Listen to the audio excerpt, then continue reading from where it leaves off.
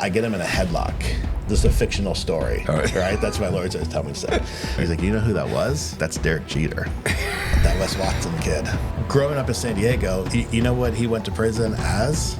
He was a Hey, you guys, I want to let you know that this podcast is heavily edited. Some of the content was just too, let's say, raw for YouTube to get monetization. There are a couple of stories that are just we couldn't put on the podcast at all. If you want to watch the unedited version of the podcast, go to Patreon. We'll have the uncensored version on Patreon. It's $10 a month, but either way, you can watch it here. It's just going to be edited. I appreciate you guys watching. Check out the podcast. I grew up in San Diego in a Oceanside Vista area, which is the northern part of San Diego County. It's a little bit more rural. It's outside of the city.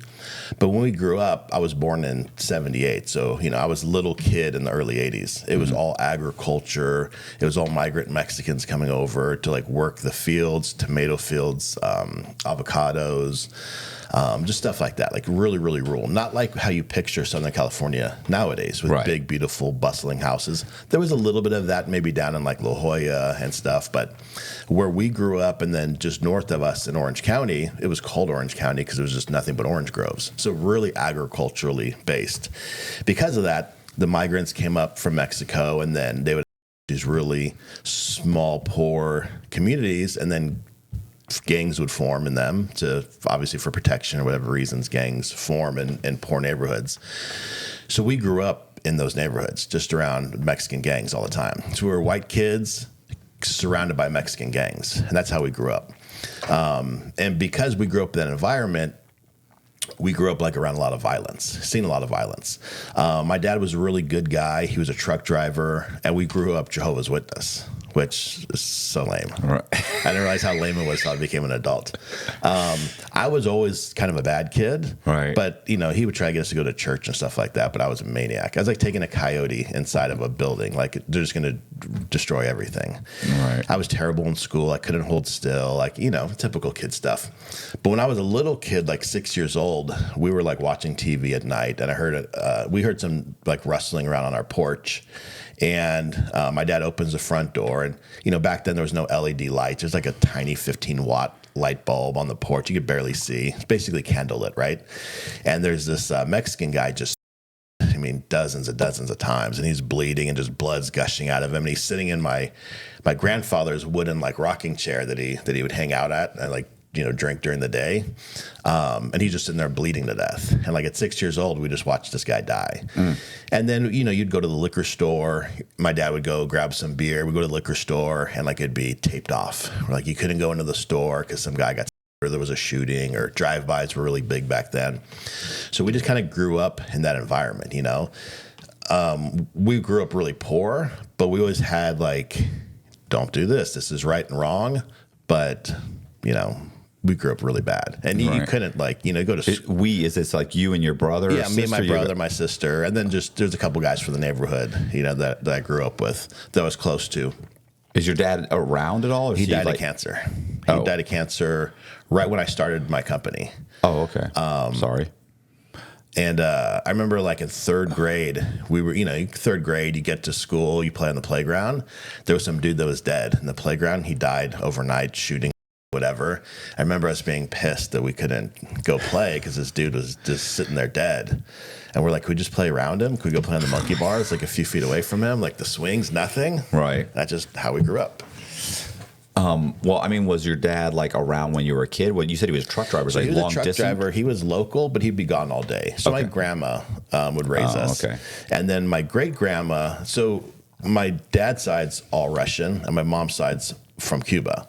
So everybody on my dad's side lives to be really old, except he got cancer, but everybody else lives to be super old. So my great-grandma was over 100. She was around in the 80s when I was a kid. She was born in the late 1800s. So that was the lady I grew up with, around it. She didn't have electricity in her house. She had gas, and that was it. She would chop wood. Oh, sorry, she didn't even have gas. She would chop wood and do one of those big cast iron stoves that she would like cook borscht and hoopsie and like Russian stews on, like really, really old school. And then I remember my grandfather had electricity hooked up so she could watch TV. She liked Judge Wapner. Remember the People's Court back in the day? Judge Wapner and my grandfather served in World War II together. When Judge Wapner got shot, my grandfather was that brought him back to the landing vessel. He got shot in his ass.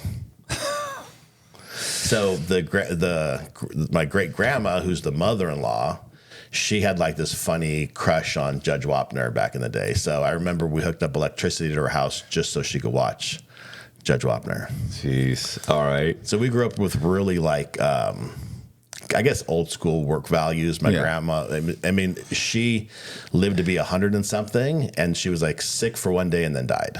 My grandfather was like chopping wood and driving until he was like 100 and something, and then like 2 days of being sick and then died. Grandma's still alive. She's 100 and something years old.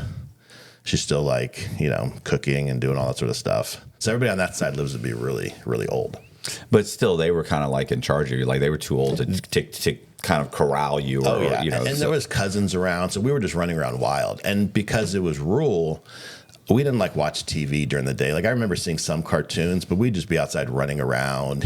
We'd throw rocks at the cows across the street, or, we'd go like hide in a cornfield. We listen to country music, fish, sneak onto people's property and go bass fishing and stuff when we were kids. And then trying to go to school, I basically grew up like Huckleberry Finn, just running around. Right. And then trying to get me inside of a classroom all day is impossible. Well, I mean, did you get in trouble in school, or okay? Oh yeah. I was gonna say, or did you just not go? No, it's terrible. I even got kicked out of kindergarten and had to redo it. I did kindergarten twice. So my dad would kind of like load me in the truck in the morning, drop me off at the elementary school, and then within an hour or two, my grandma would get a call to come pick me up. It was like that every day. I don't know that I've ever completed a full day of school. Right. But you graduated. No, hell no. You never graduated high school? Seventh grade. To do what? Work? No, just to run around and be a maniac.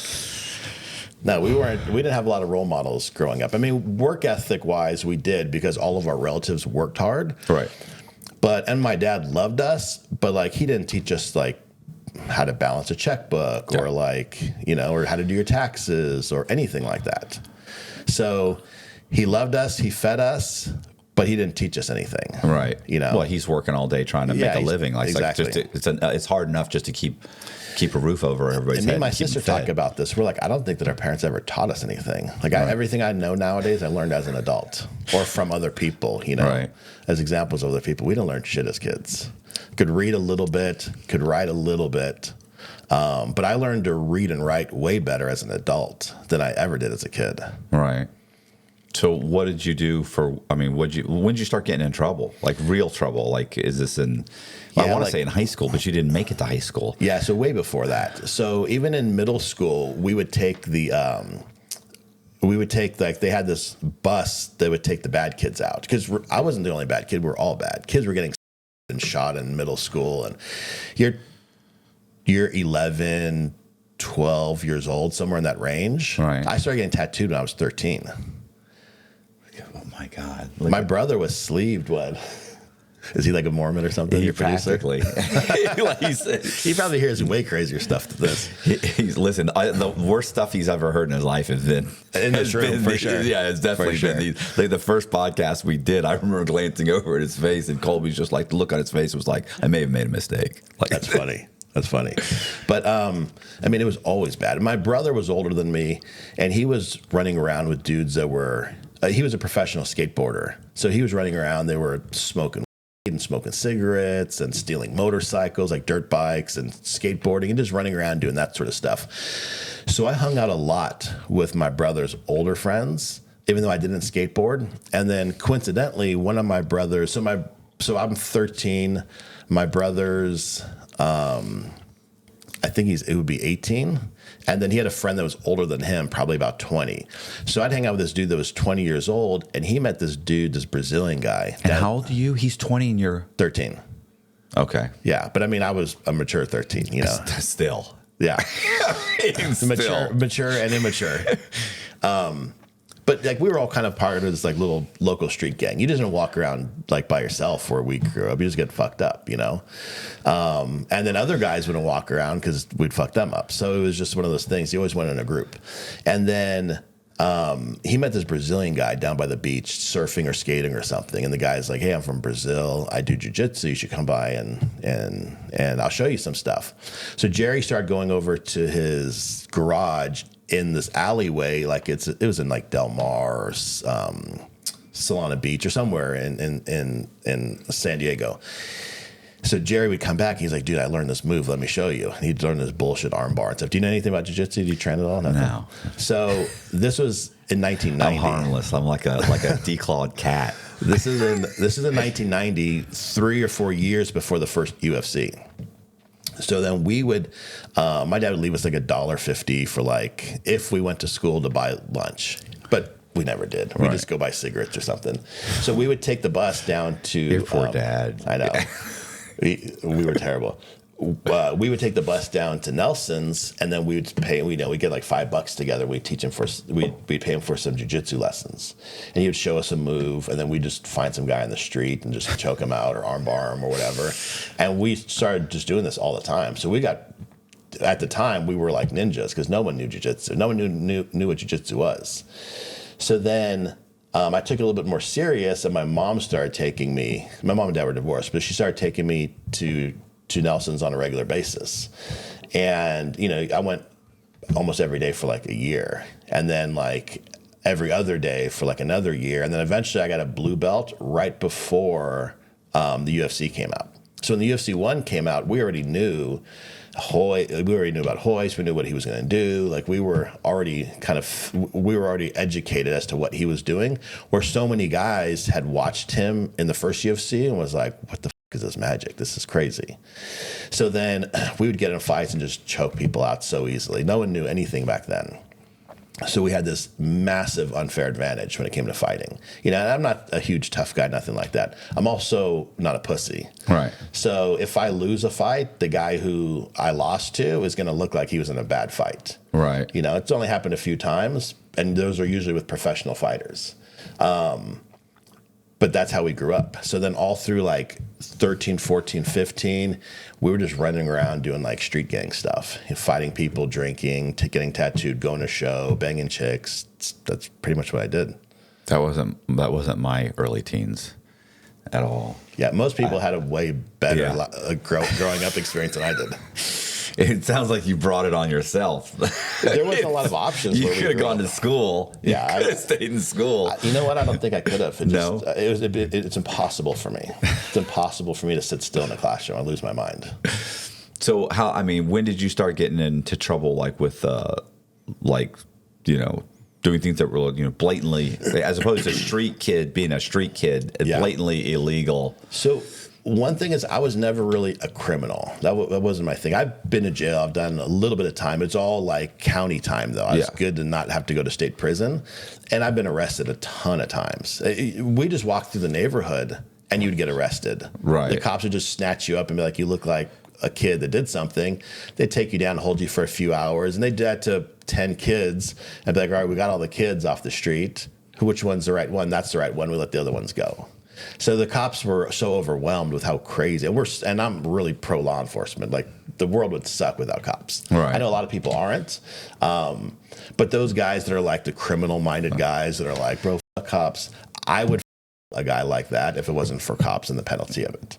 Yeah, So, I was going to say, like to me, it's all the people that couldn't survive without cops that hate cops seem to hate cops the most. Yeah, and it's to crazy. me, most of the guys that I know that are criminal, that they do understand. Typically, they understand like, hey, it would be chaos without fucking I like cops. chaos. Like the more hectic something is, the better I could maneuver through it.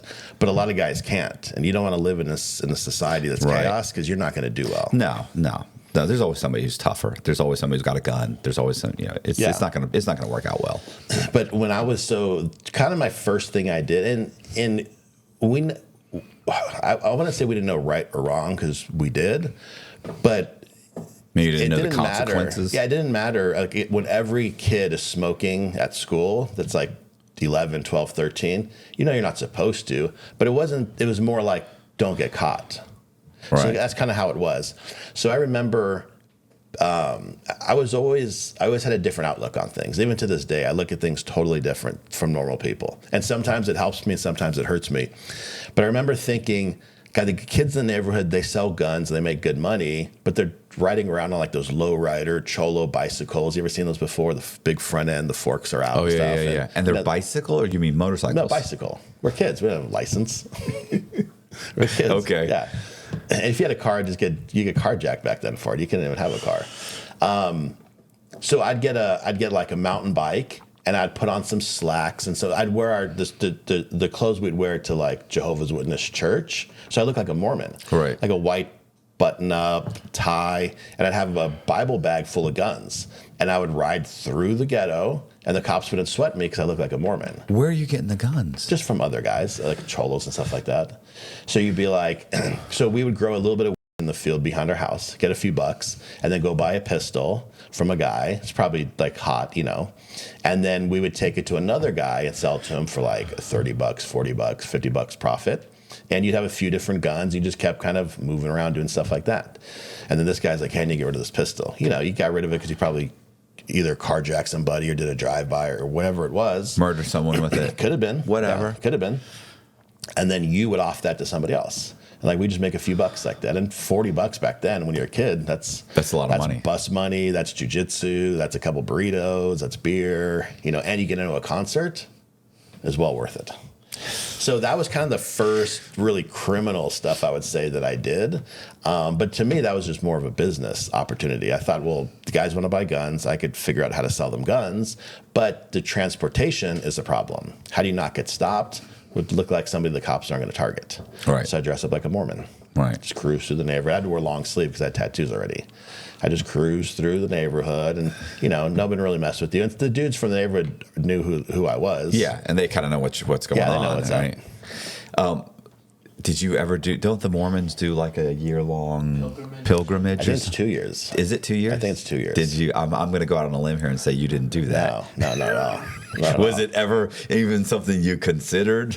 Well, we weren't Mormon. We were Jehovah's Witness. Jehovah's Witness. Oh, Yeah. more okay. What's the difference? Yeah, I don't know the difference. Mormons have super hot chicks. Right. Yeah.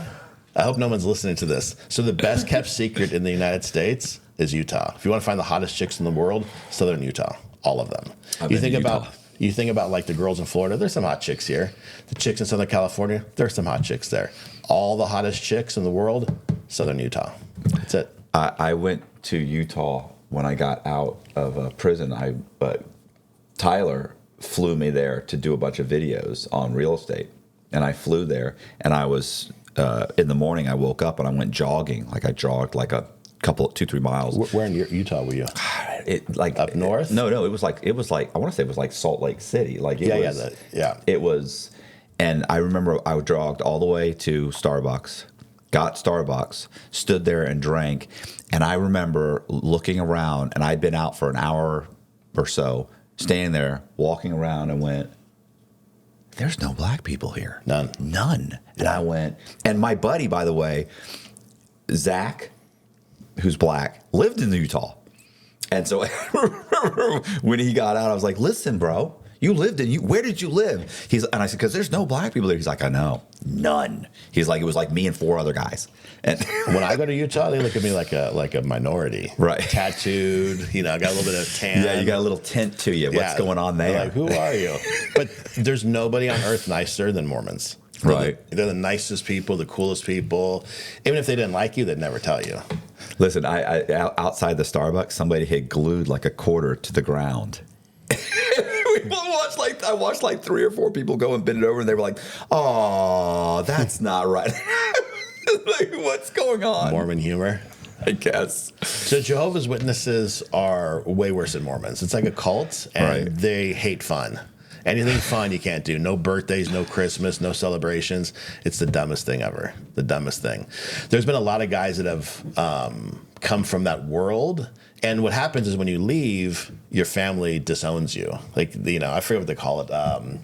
shunning? Disfellowshipped. Oh, disfellowshipped. Yeah, disfellowshipped. Now, I never got baptized, so I couldn't get disfellowshipped. I was just a product of a kid, of a family.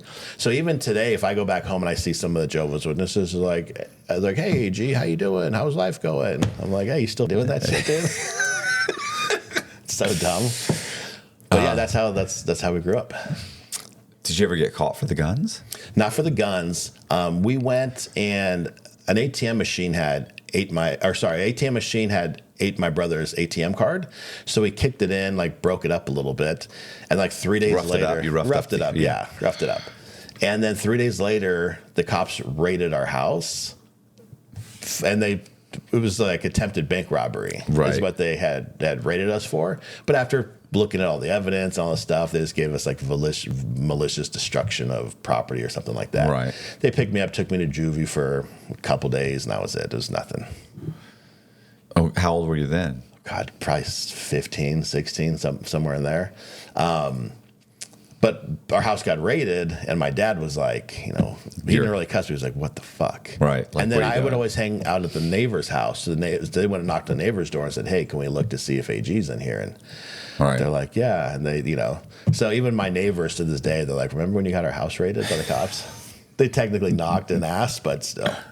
So that was the kind of the first things we would do. But most of the stuff I would do would just be violence related. We'd just be fighting, violence, have an argument. Somebody would get mostly stuff like that. That was more of my thing. Mm-hmm. And then I went to go pick up, me and my brother went to go pick up one of our buddies, worked at the gas station. We pull up, and our other buddy's already there, and he's fighting these two cholos. And so I jump out of the car, and I go and help him real quick. And he's having his handful with these two cholos. Right. And he pulls out a box cutter and it just turns into a big mess, right? So one of the guys, but thank God for him, there was an ambulance that was filling up fuel, right? And they worked on him right away. So from there, we went back to my brother's apartment, and the guy that we originally went to go see that worked at the gas station, he was on parole, mm-hmm. and he gave up where we were, right? And then, so the cops pulled up, to the apartment, and we jump out the second story window, and we start hopping fences, and we took off. And then the cops have the whole place surrounded, and we break through this like fence, and we go into a golf course, and I go all the way around the whole block and come up back behind the cops and take my brother's truck. It was like he had like a bottle opener that we started it with. Right. The ignition was an old truck. Right. So I came up through the cops. I was like, hey, can I just get my truck? I got to go to work. And they're like, where's it at? I was like, it's that blue one right there. And they're like, they just kind of look around like, all right, hurry up. And they're still focused on the building, right. Not realizing we've already went out back there and circled completely around. So I went and picked up my brother and our other buddy, and we went to Vegas because that guy, like my brother's older friend I mentioned earlier, right. that I did jiu-jitsu with, he had relocated to Las Vegas. So we fled to Vegas thinking that this dude that just got was dead. How old were you? Probably 16. Jesus, we're not even out of your teens. Okay. Yeah. So we go to Vegas, and we hang out in Vegas for a while and kind of, some stuff. We got in a lot of trouble in Las Vegas, a ton. Like what? Like what? Fighting, concerts, going to concerts and just getting in big fights. Are you working at all? No, what are you doing for money? No, just, No. Yeah.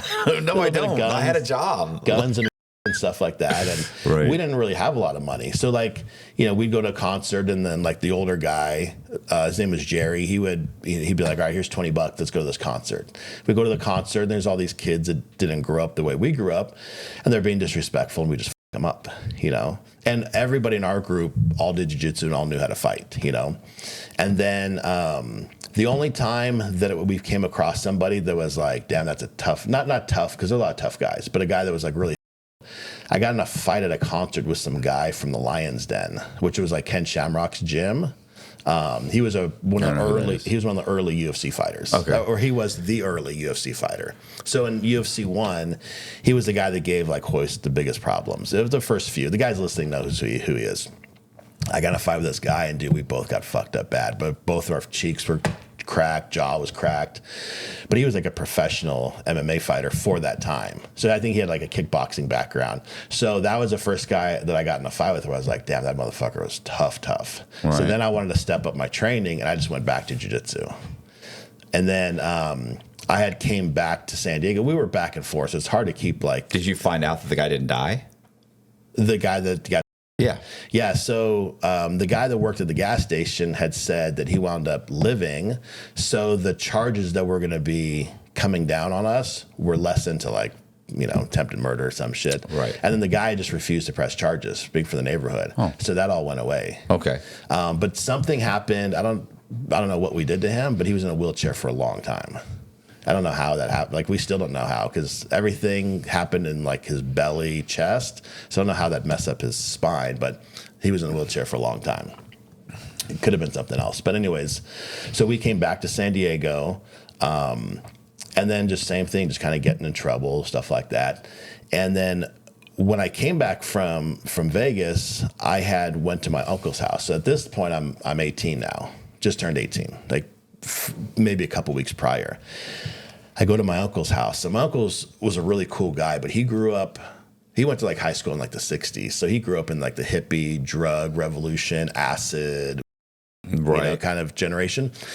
He was really smart, and his dad was even smarter. They were uncles through marriage. He had married my aunt. And he had worked on the guidance system for the stealth bomber. Like, he was electromechanical engineer, really smart guy. And I remember being a little kid and going to his house in Bonsall, and they had this shed off to the side where we weren't allowed to go into. Like, they did all this, it was electrical work. They were working like on components for the stealth bomber. Remember, we were never allowed to go in there. Right. I remember these two guys, it could just been a coincidence, but these two guys in black suits came and were talking to him and his dad. And my grandma was like, "Go away, hide. Like, don't be anywhere around here." And I think they were government guys. They were coming to just ask how the project was going, or how the updates were going, or whatever the situation was. We never knew. But I knew that he had a laboratory in town, and I knew that they worked on these like components for the government and for NASA, and then they do something for like Johnson and Johnson, like if you needed a special piece of equipment. So he made a lot of money and had a huge house, but just a super irresponsible fuck, smoking, drinking beer. Like, he would be driving the station wagon full of the kids in the back, just chucking beer cans out the window. But his house was on this huge avocado grove. He had a big house on the top, like a granny flat next door, a couple casitas, a garage down below, a shed, and then a place for the workers that managed all the avocados. Well, back then there was a huge methamphetamine problem in Southern California, and it was never really my thing. I didn't really mess with it. We were around it, but I didn't really mess with it. I've tried it a couple times, not my thing. Drugs were just never really my thing. And I went to go visit him. I brought my overnight bag. We were hanging out with my cousins. I got a couple cousins my age that live there. And the next morning, the FBI, DEA, everybody raids the property, blows the door open, rips you out. Your uncle's place? Yes. Rip us out of I was sleeping in a recliner. They rip you out of the recliner, and you're hogtied, or your handcuffs zip tied, right, with like a gun to your head before you're even awake. Those flashbangs are gnarly. So and you could start to hear the flashbangs going off around the property because there's so many different buildings. So they had a huge team that came and raided the property. And that's about all I knew at the time. But looking back and then having the foresight of knowing like what took place, what had happened was he had grown a little bit of, and then they had a confidential informant come in, see the, and then determine that's not enough. Like, we need more. So he had planted some Sudafed and some other chemical, I still don't know what it was, like way down in the bottom part of the property that would constitute the bare minimum for methamphetamine manufacturing. So they raided that. They got the bare minimum for methamphetamine, and they seized the whole property.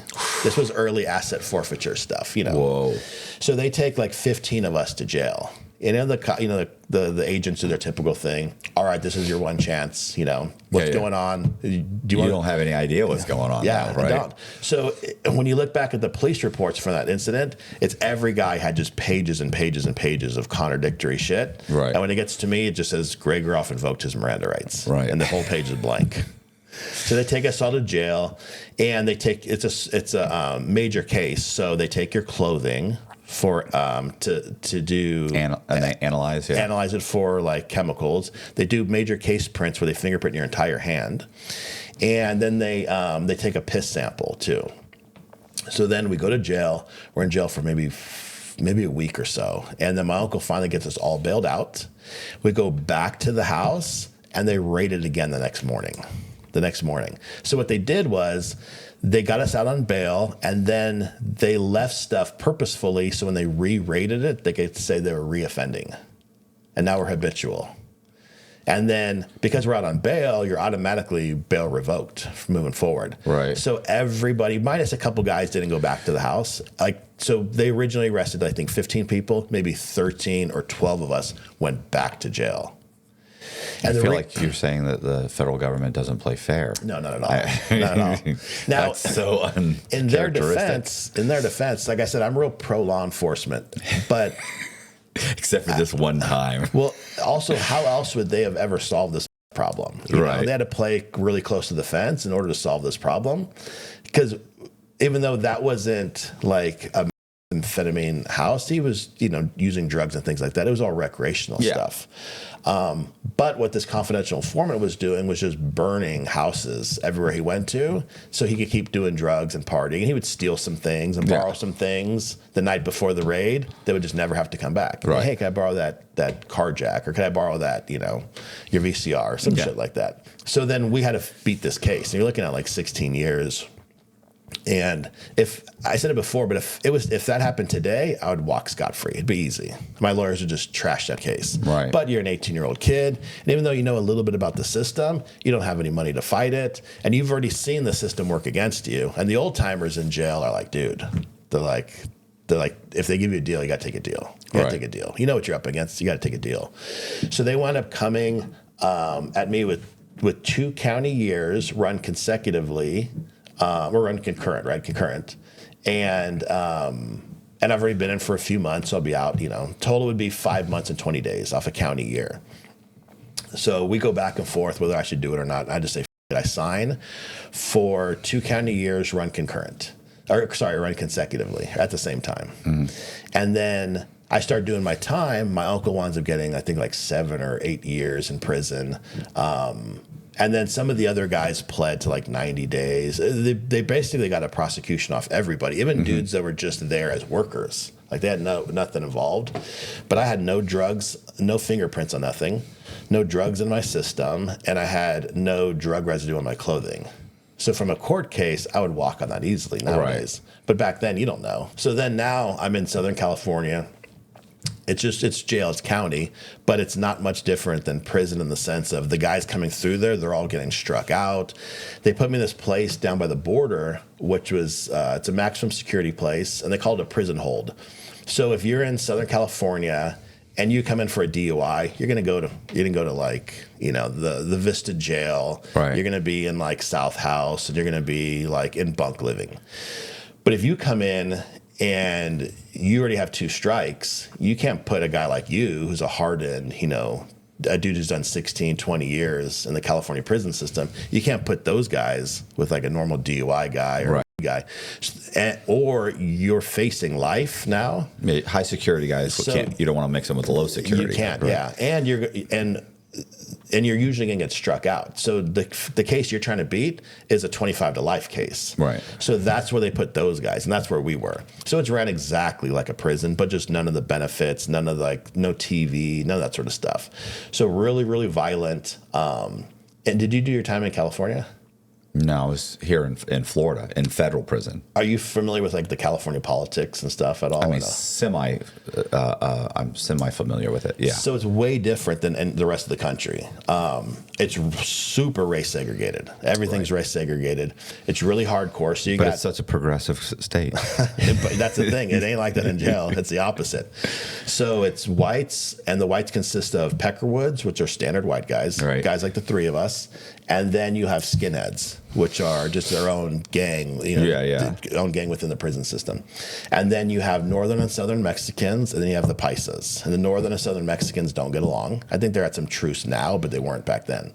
And then you have the blacks, and then you have the others, Arabs, things like that. But those are really small. They're really small groups. So most of the time we can buddy up a little bit with the Southern Mexicans, the Southsiders, if it's against the blacks. And you can kind of eat with the Mexicans, but you can't shower with the blacks. You can't sit with the blacks. You can't play cards with the blacks. You don't even talk to the blacks. Right. You know, you're at war with them constantly. So you're living in the same area, but if anything happens, it jumps off immediately. At least it was when I was there, and it's still like that. And every facility has slightly variables, and sometimes you're at war with the Mexicans. But when I was there, we were at peace with the Mexicans, and anything with the blacks or Norteños would jump off right away. So that's just how we did our time. It'd just be fighting. You'd come in, you'd roll in, and, you know, we'd get your paperwork. Who are you? Where are you from? Is this your first time? Are you trying to be active, or are you just a white dude going to do his time? Yeah, quietly? I just want to do my 4 months and go home. Yeah. But usually if you were with us, there was only a handful of us that weren't going to prison. Right. It was like me and this other dude that was doing the same thing I was, back-to-back county years, and then some other dude that like had somebody. There's only a handful of us that weren't going over to Donovan prison. Right. Everybody else was going to prison.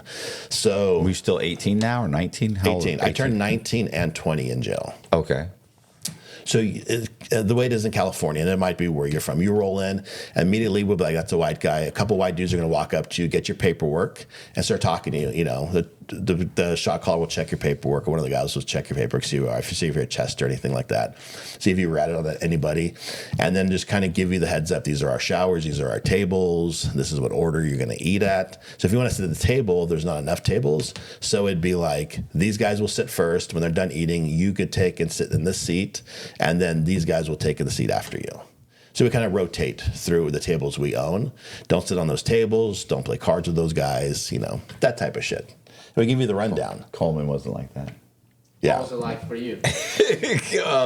It was, yeah, it wasn't. There were paisas, and there were Latin Kings, Yeah. and there were those groups. This was at the medium. I was at a medium security prison for like 3 years, but it wasn't super serious. I mean, there was stuff would happen, but I wasn't a part of it. Like I teach GED and, you know, teach the real estate class. Like I go to work every day and come back, and you know, I would say it was like being a non-enemy combatant in a war zone. Like, you know, nobody's like, they're not like, hey, you got to join up. Like, why? Nobody's pressuring you here. But there are some guys that's just how they do their time. And when I got there, like it wasn't a big deal. I mean, I understand most of the prisons are like that, but that's like a penitentiary, or in California on most levels. But it wasn't like that in the federal prison that I was at. But then again, it was much more. Federal prison is much softer than a regular prison. Especially California prison is the extreme. Of all the states, I've heard of some gnarly stuff in federal prisons. Like but those are always like pens. Like I wasn't in a pen. You can't put me in a pen. Yeah. I'm a soft white collar. Yeah, the dudes we grew up with, they all went to supermax federal facilities or maximum. But so that's how it is just at the basic level. Even at county, it's like that.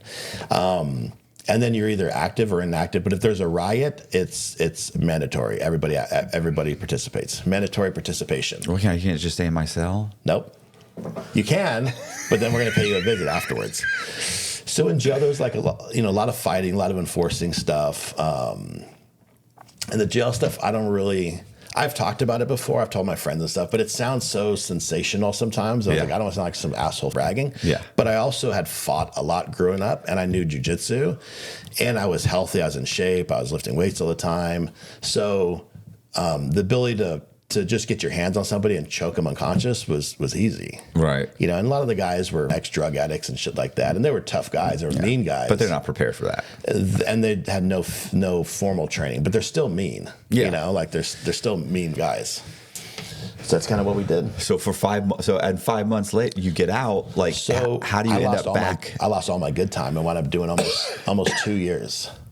I was just wondering, how did you turn 20? Yeah. So you'd get in a fight, and sometimes you would get caught, sometimes you wouldn't. But most of the time it was in a situation, it was just out in the open. You know, somebody acted up and you just pick them up, and that was it. The guards would take you, they'd put you in a different area, do your pay, you know, they'd write some stuff up and be like, you lost 9 days, you lost 20 days, you lost whatever it is. And then they had made the mistake of moving me over to this lower security place right across the street. Why? If you're getting in trouble, why would they? They just fucked up. The guards can up. There's people moving people around, and and there's dudes way more violent than me in there. So they probably looked at my paperwork and was like, oh, this guy's not going to prison. Let's stick him over there. Right. The 60 guys I'm with, they're all doing 25 to life. Some of them are doing life. Right.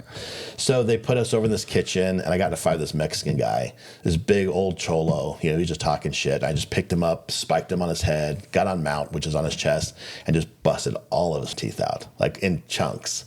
Because he was like an old tweaker, Right. He was a big guy, like jack, tattooed, face, neck tattoos, all that stuff. But like I said, wasn't trained to fight. Right. So I would like elbow his face, and like 2 or 3 teeth, the roots would come out at a time. And then I remember one of the guards pulled me aside before they brought me back to that other facility. And they're like, dude, I've been here a long time. I've never seen a dude get fucked up that bad. But I didn't control the guy's teeth. He's had bad dentists. But his teeth were coming out in chunks. So then when I went back to that place, when I went back to the higher security place, a couple guys that were in the kitchen, they had rolled back a while later, and they're like, hey, I seen that white dude. That white dude could fight. So I got that little bit of a reputation that I can fight. Right. And there's tons of guys that are tough, that are better fighters than me, but I was just really willing to fight, and I wasn't scared to fight because we grew up fighting. Right. Some guys get nervous public speaking. Some guys get nervous having to perform. I don't get nervous doing stuff like that. So I do decent, Right. I don't get the anxiety, the butterflies, things like that. And then, like I said, I don't want to come across as some tough guy. That's just how we grew up since we were little kids. My brother would be like, hey, go fight that kid at like 5 years old, and you'd get beat the up. My brother would beat us up, and the older kids would beat us up. So we were really good at taking an ass whooping. So if you're not good at delivering ass whoopings, I'm going to you up. Right. So you better be really good at delivering an ass whooping. And then that's just what we did. Hey, real quick, just wanted to let you guys know that we're looking for guests for the podcast. If you think you'd be a good guest or you know somebody, do me a favor. You can fill out the form. The link is in our description box, or you can just email me directly. Email is in the description box. So back to the video. And then we got this thing we would do whenever you get in a fight, the guys would start rubbing Noxzema on their face, that white like zit cream, because it would be camouflage. If me and you got in a fight and we were dinged up, the Noxzema would cover it up. So it was kind of just protocol when like whenever something jumped off, a lot of guys would just Noxzema up, just so when the guards walked by, they would just see 20 dudes with Noxzema on their face every night. They'd be used to it. Mm-hmm. It'd almost be like a camouflage. But if it was only me and you, it'd be like, hey, those 2 assholes with Noxzema on their face, they look like they probably got in a fight. Right. So everybody would do it to kind of throw them off. So the guys start Noxzemaing up, and dude, it's like 20 minutes and nothing happens. Because they're dealing with this dude, making sure he's staying alive. And then they come in, they come in, they got the riot shields, but the riot shields have like this electrical bar, like a taser bar on them. And they're curved towards you. Like a normal riot shield curves towards the officer. You're right. This curves towards you. So they come in with those, the pepper ball, all that stuff, and just start stripping people down one at a time, or a cell at a time. Come out, strip, buck naked, bend over, cough, and they're just checking everybody. And they took me and a couple guys to the hole, not for what had happened, but because we were some of the leadership, you would call it, of that particular area. So they broke us up through that time. I was in the hole for, I don't know, a few weeks or something. But this was a new facility. So it's like, it's nice. It's like you're in a cell by yourself. It's clean. Was in this other facility in San Diego, in downtown San Diego. And this place was built the same time Alcatraz was built. So same architecture, same look. Have you ever been to Alcatraz, like the tours? Yeah. It's an open air. So if you're listening to this, Alcatraz has walls, but the bars are open. So that salty sea air comes into the cell and just decays and rots everything. That's how the San Diego facility was. And it was built, God, I'd have to guess in the 20s or the 30s or some shit like that. Super old. It's long gone now. It's been gone for probably 20 years at this point. But it was really old at the time. And then I was in this holding tank, and I came out for a med call, and then there was other guy across that came out for a med call, and one of the woods was like, hey, we've been trying to get to that guy. So I just punched him him up real quick, and the guards tackle me, take me upstairs, and throw me just it's the regular cell block, like you'd picture in Alcatraz, those skinny cells, tight white bars, all rusty, decayed. And I'm sitting in my cell one day, just minding my own business, literally doing nothing, just sitting on my rack. And the guard comes by doing count, and he's like, "What the fuck's your problem?" And I wasn't even looking at him; I was just staring at the ground. And I was like in between sets doing push-ups or something. Right. And I look up at him, and he was like, "Open, whatever the cell is." And they shackle me, and they take me to the hall. Literally didn't do anything. Didn't even look at him. I was just staring at the ground, like in between sets. He was just with me for no reason. And then this is the real hole. People always say they've been to the hole. This is the real hole. So they take you down this dark corridor, and there's this gigantic black steel door, rusty. It's 100 years old, and it has those old school rivets in it all the way around. They pull open this door, and it just screams when you open it up because it's rusty and corroded. And then inside there is probably about a 2 foot, 3 foot, 4 foot area. And then there's 2 more cells, and it's dark in there. And they're inside of a concrete room, but they're steel boxes that are inside there. They built these steel boxes over a sloped floor with a hole in the middle, an open air vent that you shit and you piss in. The floor is covered in, it's 100 years old. It's covered in green moss, and it's wet. And the steel room you're in it's literally rusting apart. There's like chunks of rust breaking off. It looks like the inside of an old ship. They look like old, like where you'd hold slaves, like on a ship. Right. And there was a black guy on the left that had 3 people, and they were bringing him back to the court system to face another murder trial. And then I was in the other one. I was in there for 3 months. Every single day, you don't know, you're in there, you never come out. Right. So you don't know day or night, nothing like that. It's dark in there. There's like a 5-watt bulb that's big. It's like the light of a match. It's like basically that much. It's behind this plexiglass stuff in the roof. But the room's dark. It's wet. Sewer gas is coming up through that hole in the ground, and there's a knob on the wall, a faucet. No sink, no toilet, no nothing. So why are you in there? You were just staring at the ground, like the other stuff. Just the guard was being a dick. The guards being a dick. But then once you're in there, the other guards aren't contesting while you're in there. They just read the report, and you're in there. And you're in there only in like your whitey-tighties, and you're sleeping on the wet, angled floor. So you're just covered in bacteria all the time. And once a week, they'll take you out, shackle you head to toe. They'll lead you down this corridor and put you in this tiny shower that's smaller than like a phone booth. And you hit the button, and you got a bar soap, and you're still shackled. So you could like maybe reach your dick in your ass, and like maybe you could get like your beard a little bit, but that's it. And then you go back in there, and you don't know if it's day or night, but you only have an idea based off of the food.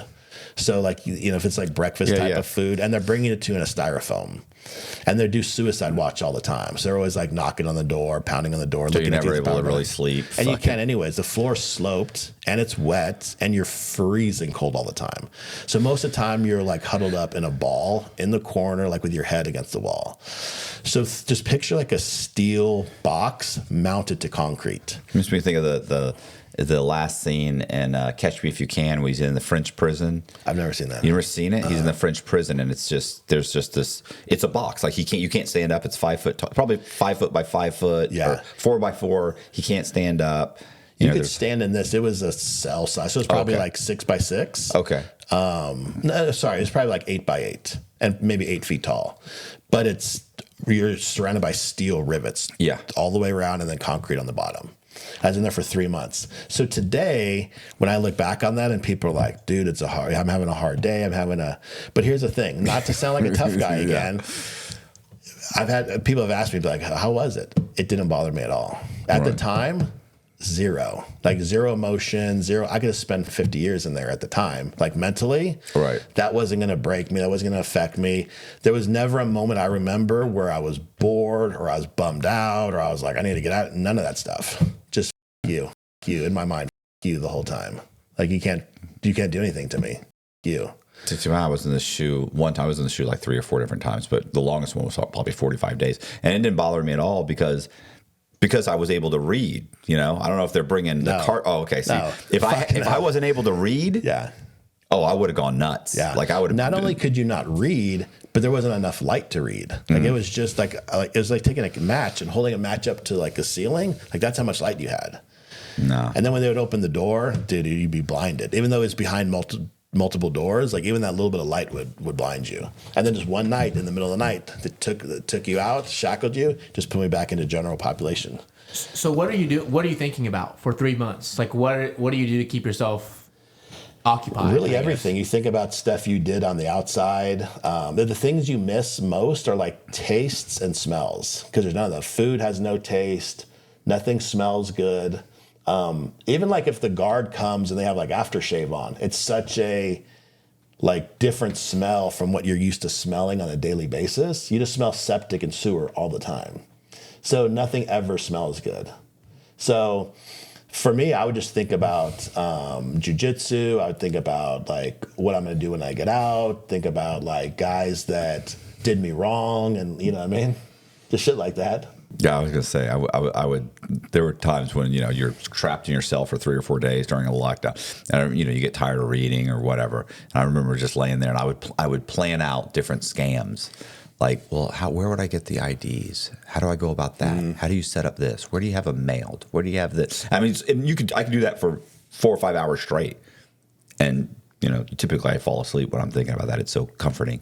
But so finally, I get out of jail.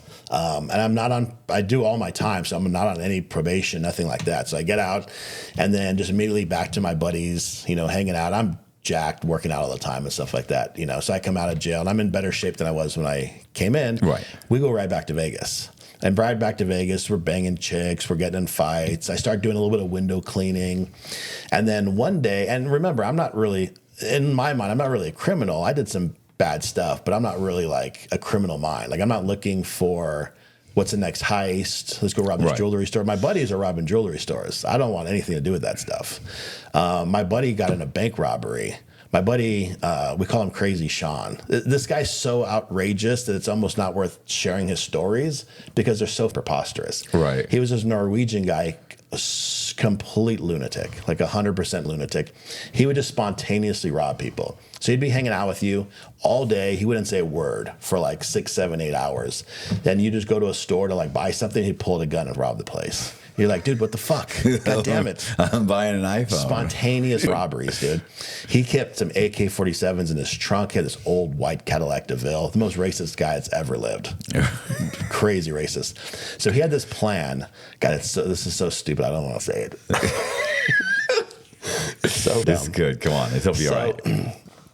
Keep in mind, like we have friends that are crazy, but they're normal guys. They're just crazy. They don't have limits. This guy was like an actual lunatic, like complete lunatic. He had this whole plan well mapped out where he was going to steal a gorilla from the wild animal park and chain it to a sidewalk in El Cajon and teach it to sell crack.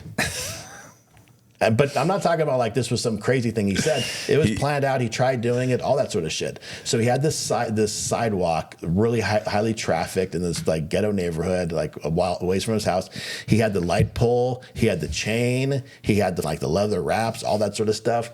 He went to the wild animal park twice to try to steal a gorilla. But on the one time he went, there was like a whole bunch of cactuses. So there's 2 places in San Diego. There's the zoo, and then there's a wild animal park. The wild animal park is out like in nature. It's like way out in East County in like Escondido. And it's like, I mean, it has to be like 1,000 acres. It's huge. And he tries going up this hill at night, and it's just covered in cactuses, and he just can't get through. And then he tried wearing some disguise and getting into the park, but he had a whole plan to steal a gorilla, chain it to a corner, and teach it to sell crack. Did you ever have a conversation with him where you're like, this isn't going to happen? This isn't going to, or did you egg him on? No, I didn't egg him on. But he was so crazy that he would talk so infrequently so that when he did say something, the room would just stop and you would see what he's saying. So you're like, fuck, what's he going to get us into? He went with my brother. They went and he's like, let's go to this guy's house. So I'm going to get some from him. So they go to this guy's house late at night. They knock on his door, and then like a gentle knock like that, just a gentle knock. My brother's just hanging out smoking a cigarette, and Sean just kicks the guy's front door and pulls out a pistol. and does like a home invasion. My brother's like, God damn it, dude, I told you to stop doing this shit. That's the type of lunatic this guy was. He would pull out an AK-47 and run in and rob a bank while you were in the car. So you had to be really careful when you were around him. Spontaneous robberies, that's what we called it. But so those are the type of guys we were hanging out with. So to me, I was a normal dude. Right. Like I didn't do that crazy shit. Like we'd go to a bar and some dude would be like, hey, that's my chick. And we'd get in a fight. That's normal guy shit. That's the type of stuff I would do. And I'd sell some guns here or there. But I never really got in like criminal trouble, you know. My other buddy would like rob rob jewelry stores and like steal watches and things like that. That was never my thing. I was never a thief. Stealing stuff was never my thing. Right. Did you pay for the Rolex? Yeah. Okay. Yeah. A lot of money. So we're sitting, and this is the one time out of all that, everything I just said. Did you pay for the Rolex from a legitimate watch place? Yeah, okay, yeah. not your buddy Tom. No. I gave Tom $400. This is from the Rolex store at Caesar's Palace. Making sure. Make sure. So this is the one time that's contrary to that. We actually stole something. Okay. So we're hanging out. We're staying at this guy's apartment, and we're hanging out on this back cinder block wall, and the train tracks are right there. We're just hanging out on the wall, smoking cigarettes, just kind of like looking at the Vegas skyline. And my buddy is like, I wonder what the fuck's in that train. And I look down, and just huge, just like the giant train cars, just the whole train. I was like, what do you think they keep in there? And he's like, let's go find out. So we jump off the wall, we go down there, and we break into this train, and it's packed, a train car, packed with Old Milwaukee beer. I mean, it's 30 feet in the air from the ground. It's huge. And we just start unloading cases and cases of Old Milwaukee beer. But keep in mind, when you slide open one of those gigantic doors, you're standing on the ground, maybe at eye level is probably 5.5 feet. And then from 5.5 feet, it's probably 15 feet above you's the top, and it's packed. There's no way to get anything in there like this. So my buddy that's with me, he's kind of like a rock climber guy. He scuffles up there, and the first we have to throw down like the first 10 and just break them, just so we could kind of knock down the pile. Right. Then we could start taking them. And then we call our other buddies up, and we got this gigantic line. The guys in the apartments we lived in, it was like a ghetto apartment. And we're literally, but it looked like one of those refugee things where like the UN pulls up and you start like handing off food to the next. They call it a daisy line. What do they call it? Yeah, like a daisy chain. Daisy chain there. So he would pull down a big case of Old Milwaukees, and they were full of like 32 ounce. So like not a 40, but like a 32 ounce thing of beer. Or bottle. They're bottles. Oh, sorry. So, and there's maybe 12 of them in there. And he passes it, so they're heavy. So he passes me, I pass it the next guy. And there's at least 40 guys. And it's going up over the center block wall. Everyone's coming over, and we unload this whole thing. We pack one of our rooms top to bottom with Old Milwaukee. Some black dudes down the way, they take a bunch. Some Mexicans take some. And everybody in the area is coming by taking this Old Milwaukee. How long does that take? Oh, dude, all day. You know how long it takes? Forever. Forever. For one, because there's only one guy pulling out at a time. Right. So that's how fast we can go. Yeah. And it took forever. I mean, you got to think we took 100 cases, maybe. We drank Old Milwaukee forever. Forever. Ask me how long we drank it for. Forever. And we gave it to everybody, and there was still like more than you could possibly imagine. Did you empty the whole container? No, so we wound up leaving after we ran out of room to fill our extra room. But the rest of the guys from the neighborhood, they kept taking stuff and taking stuff and taking stuff. And it wasn't until I think the next morning till the train people like came and did their walkthrough and was like, we're missing if one of these things is empty. So that's our, we technically burglarized it, but that's our train robbery story. Was there like a seal or anything on the? Yeah. There's like there was a metal tab. I remember he had to stick something in there and twist it to break it, but there was no lock.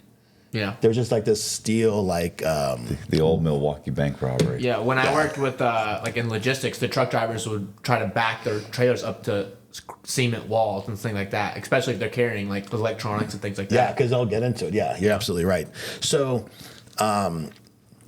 so fast forward a couple more years, I go back. I'm doing a high-rise window cleaning, cleaning glass, stuff like that. And that glass cleaning is what led me to go out to Tampa for that project where we almost got in that fight with that Derek Jeter guy. I used to be a high-rise window cleaner way back in the day when I got out of jail. And they sent me out here for a job. They sent me out here for like a window cleaning job for like 3 or 4 months. Right. So me and one of my buddies, we came out here and we started working for this other team that was out here. And like the first or second morning, we're in Tampa. We're at this little place called like Mom's Cafe. It's just right across from like the Tampa Bay Buccaneers Stadium. We meet the guys, and the place is covered in like Yankee memorabilia. And because that's where the Yankees, that's where the Yankees have their like season training or something. Yeah. Someone told me that after the fact, but my buddy who's with me, he's a little bit of a psycho. He starts talking shit about the Yankees because we're from San Diego, and I think they had just beat us in the World Series several years, a few years prior to that. So we're kind of back and forth talking shit about the Yankees, and this guy in this booth right across from us, like 2 Puerto Ricans, are looking at us. And we're real tuned in, growing up in a tough neighborhood. Like they're looking at us. So after about the second look, we're like, "What the are you looking at?" And the guy's like, kind of smirky, smiling and shit. And I just flipped the whole table. There's like 10 people there. I flipped the whole table. My boy, who's a psycho, he grabs the steak knife off there. He's the psycho? He's the psycho, yeah. I mean, I used to have reasonable. That was reasonable. I used to have a hot temper. But mostly we just grew up in a tough neighborhood. So if something's going to jump off, we're not going to wait or posture. Let's just get started. So I flip the whole table over, and we just go after these 2 Puerto Rican guys. My buddy grabs a knife, and we're going after them. And all the guys at the table, they don't know what's going on. They're trying to grab us. The dude starts kind of slouching down in a seat. Then all the staff run over, just a big melee and stuff, And I get super close to him, but there's probably 6 or 7 guys in between us and shit. And it's just typical shit talking. You come outside, all that type of stuff. And then everybody like kind of herds us outside, and the new boss is like, dude, he's like, "What the fuck's wrong with you guys?" Right. He's like, "You know who that was?" I was like, "I don't give a fuck who that guy was." He's like, "That's Derek Jeter." Okay. I guess he's a shortstop or something for the Yankees. Right. No idea who that guy was. I know that. Even I know the name. Yeah. I don't know anything. No idea. Yeah, just some Puerto Rican guy staring at us. So that was my last time in Tampa. But then I went back to San Diego. I started working in strip clubs, like security, things like that. My uncle got out of prison, and being the genius he is, he decides to sue the police department for like all types of negligence, things like that. This is the one that got locked up for the methamphetamine thing. Yeah.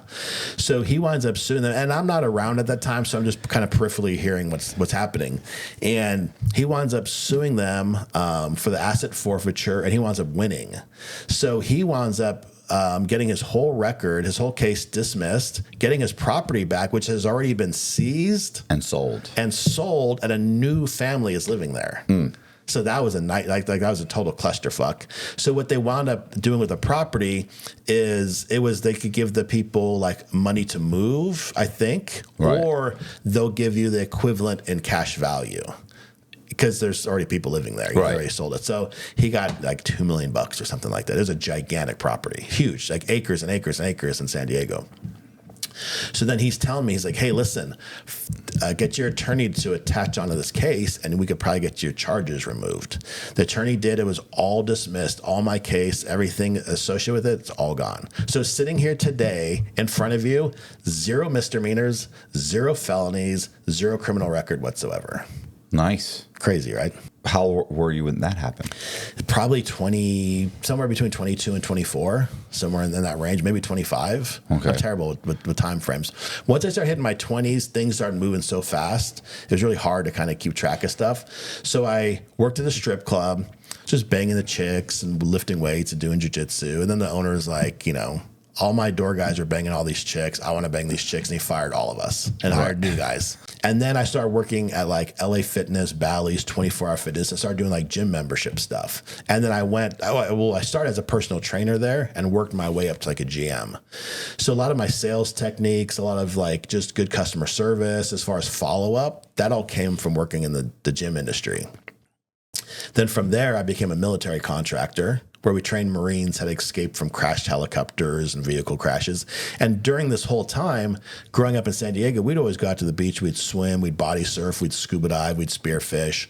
So you'd get a spear gun, go out to the ocean, shoot a fish, bring it in, eat it, go get lobster, bring it in, eat it, So we grew up in the ocean. Everybody in my family, all the guys in my family are good in the water. They're good at spearfishing. They're good at fishing. They're good at swimming, body surfing, all that sort of stuff. My brother was a professional skater, so he could just relate that right into surfing.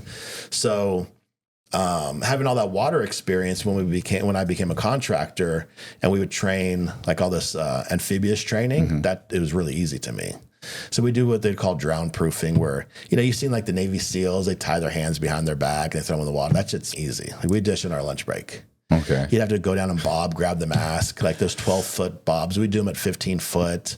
We do 2-hour treads in the water with gear on, all that type of shit. That stuff was easy to us. Underwater knot tying, all the, where like they grab your regulator, rip it out, tie your shit in a knot. All the stuff you see in like the amphibious portion of like the SEALs. And then that's just a small portion. The SEALs don't even use any of that training. All my SEAL buddies have done 0 like water missions in all their careers. But all the stuff you see in the videos, we would do all that stuff like all the time just for fun. So that's the training they put us through. Is easy. It's a piece of cake. Yeah, we interviewed a SEAL, from Navy San SEAL, the other day. He failed a drug test for steroids, and they asked him to leave. And then he ended up going. Well, then he went to work. He worked for a few years, and then he ended up going to the French Foreign Legion for 5 years. Oh, wow. And then after 5 years, he was a few months shy of the 5 years, they asked him to leave because he started a YouTube channel, and they wanted him to take it down. Like, he was a YouTube channel about being in the French Foreign Legion. He was the guy you guys just had on, right? Yeah, but he started getting kind of popular, and they were like, look, you need to take this down. He was also doing personal coaching, and he was like I was making, like, I knew this is what I wanted to do in life. I'm a few months shy. They're saying take it down, or leave. And he's like, this is making me a chunk of money. It's what I want to do. So he's like, I'm going to leave. And he said he left on good terms. They were just like, you can, but you have to leave. You or take it down. He's like, I'm not going to take it down. So SEALs do some gnarly training. All my SEAL buddies, they're like, dude, we've done 0 water missions. I did 20 years. But that's what he said too. He was like, the SEAls was sea. What something? It's sea, air, land. Sea, air, land. Yeah. So okay. So he was like, people think that it's all water missions. He's like, but I think he said the same thing. I think the he doesn't do any. The S and the E is sea, and then it's air, then it's land. Okay. Yeah. Yeah. But he was the same thing. He's like, no, I didn't do any water because to me, I think SEALs. I think of them coming in on the raft, hitting the beaches, and they're trained to do that. But that was like World War II, that was Cold War, 80s, 90s. Right. Swim up, put like a limpet mine or something on like a enemy vessel, blow it up, things like that. They can do all those things, but they're more utilized, like drop them in a helicopter, kick a door, and they're like a very specialized SWAT team that you could put in, because you know what the SWAT teams are like. Yeah. Except you're doing that in foreign countries, which is super difficult. Tons of intel you got to gather, like just all kinds of. It's a nightmare. So, for like a normal person, let's say they crash and they get their car submerged underwater. How do you escape that, or how do you get out? So your car will float for a long time. So you hit the water, first thing you do is roll down the window, unbelt, and just get out right away. Because you'll float for a really long time. Right. If it starts to fill with water, like the water's coming through the window, you have to wait for it to fully fill before you get out. Right. If you're trying to get in against the force, you try to open your door, it's not happening. So how long do you think before the car sinks? The windows are up. Yeah, it could be an hour. Okay. Yeah, it's a long time. So that's probably a very unlikely scenario. Somebody's trapped in a car. And an older car will sink faster. A modern car will float. So I may have had a few drinkies one night. Right. And I rolled my BMW into the bay in San Diego. The car hit the water, but the way it rolled, it was tires down when it hit the water. I rolled down the window, got out, and it floated for like an hour and a half, and then it sank. And then when the tow truck came, I swam the cable out to it, connected it to it, and we pulled it back out of the water. Was it trashed? Yeah. Oh, yeah. Once the water hits the dash, it's considered total. Okay. What's like some of the hardest training that you have to put the SEALs through or the military through, like a water mission? So for most guys, a SEAL or like Marine Recon, any of those guys, they're going to go through our training and breeze it because they're so comfortable in the water. But the bulk of mankind, as soon as you introduce water, they change. They change. Like if you're like, hey, dude, you got to fight this scary guy. I'm like, okay, let's take him in the water. I'll fight him in the water. Because water's going to break. It's a great equalizer. You take people in the water, they don't know how to act. They don't know what to do. They freak out. They panic. They don't know how to swim. Most guys who know how to swim in a pool can't really swim in a swimming environment. If they had to swim 100 yards, most guys are going to die. Most guys. There's plenty that could do it, but if we put 1 million guys in the pool, just a random million of the population, dude, I would guess 90% of them are going to drown, maybe more. People just suck at swimming. How long can you hold your breath? That's a great question for the rest of my life. I could hold my breath for the rest of my life. So I could go underwater, hold my breath until I completely pass out. How long is that? A minute? It 2 depends minutes? what we're doing. Right. So there's 2 types of breath hold. There's a working breath hold where, like, let's say me and you are underwater and we're wrestling. That's working. Or you're underwater, you're swimming. And then there's a static breath hold where, like, the static breath hold is I'm in my buddy's jacuzzi. I put my arms on the side. I go face down. I'm calm. I hold my breath. That breath hold isn't worth anything because you're never using that breath, you know? So me and you are in a pool, you go underwater and you just hold your breath calmly. Let's say you hold your breath for a minute, 2 minutes, whatever. That breath doesn't apply because you're not going to be using it. So when we're free diving, if you could stay underwater for a minute to a minute and a half in a free diving scenario, you're really competent. That seems like a lot. It is. A minute actually is like a really long time. Because you're swimming down, you're staying on the bottom, and then you're coming back up with enough breath to, you know, be able to still function as a human. I got some buddies that could do it for like 3 or 4 minutes. They're studs. But it's a perishable. You got to practice it all the time. But most guys, you take them underwater, you tell them to hold their breath. They could technically hold their breath for dramatically longer, but the breathe reflex will start to trigger and it'll make them panic and go to the surface. So if you could hold your breath underwater and tell you to pass out, that's considered like a high level water, because you're never letting your body physically take over from your mind, if that makes sense. How do you train yourself to? Is it a skill that you have to like work on to train to go longer, or is it just something that you have it but mentally you just can't get to that point? No, it's definitely a trainable skill. So right now, if I jump in the pool, I'll be out of shape, you know, or I'll be in decent shape. I was in Austin and we did one of those, I forgot what they're called. It's like this underwater workout program. It's like former SEALs, recon guys created it. And my buddy's wife does it. So I went with her and they put you through like okay, it's your first class. Let's try it. I aced all their stuff. I couldn't hold my breath and do like as many crossovers as I could when I was in shape. But it's almost like if you were a high school, like long distance cross country runner. Like maybe you can run 10 miles, but today you could probably run 6 just right out the door. Right. It's more like that. It's like muscle memory. It's muscle memory. It's your lungs ability, but it's also, even if you're practicing within the day. So let's say we went to the pool right now, our first ones would suck. And then as the day progressed, we would get dramatically better. Right. So you could gain a lot of breath holding experience just throughout the course of a day. And have you ever passed out underwater, like holding your breath that long? No, not completely. Okay.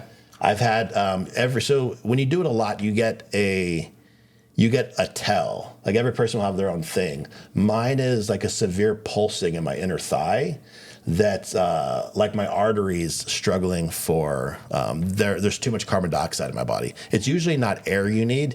It's usually you need to expel the carbon dioxide being built up by your muscles. That's usually what's giving you I gotta breathe. Right. Some of my buddies will start to get tunnel vision, where like their vision will close in and close in and close in. Mine will do that too, but my thigh, I'll get a burn in my thigh that'll tell me, okay, I probably am within 20 seconds of blacking out.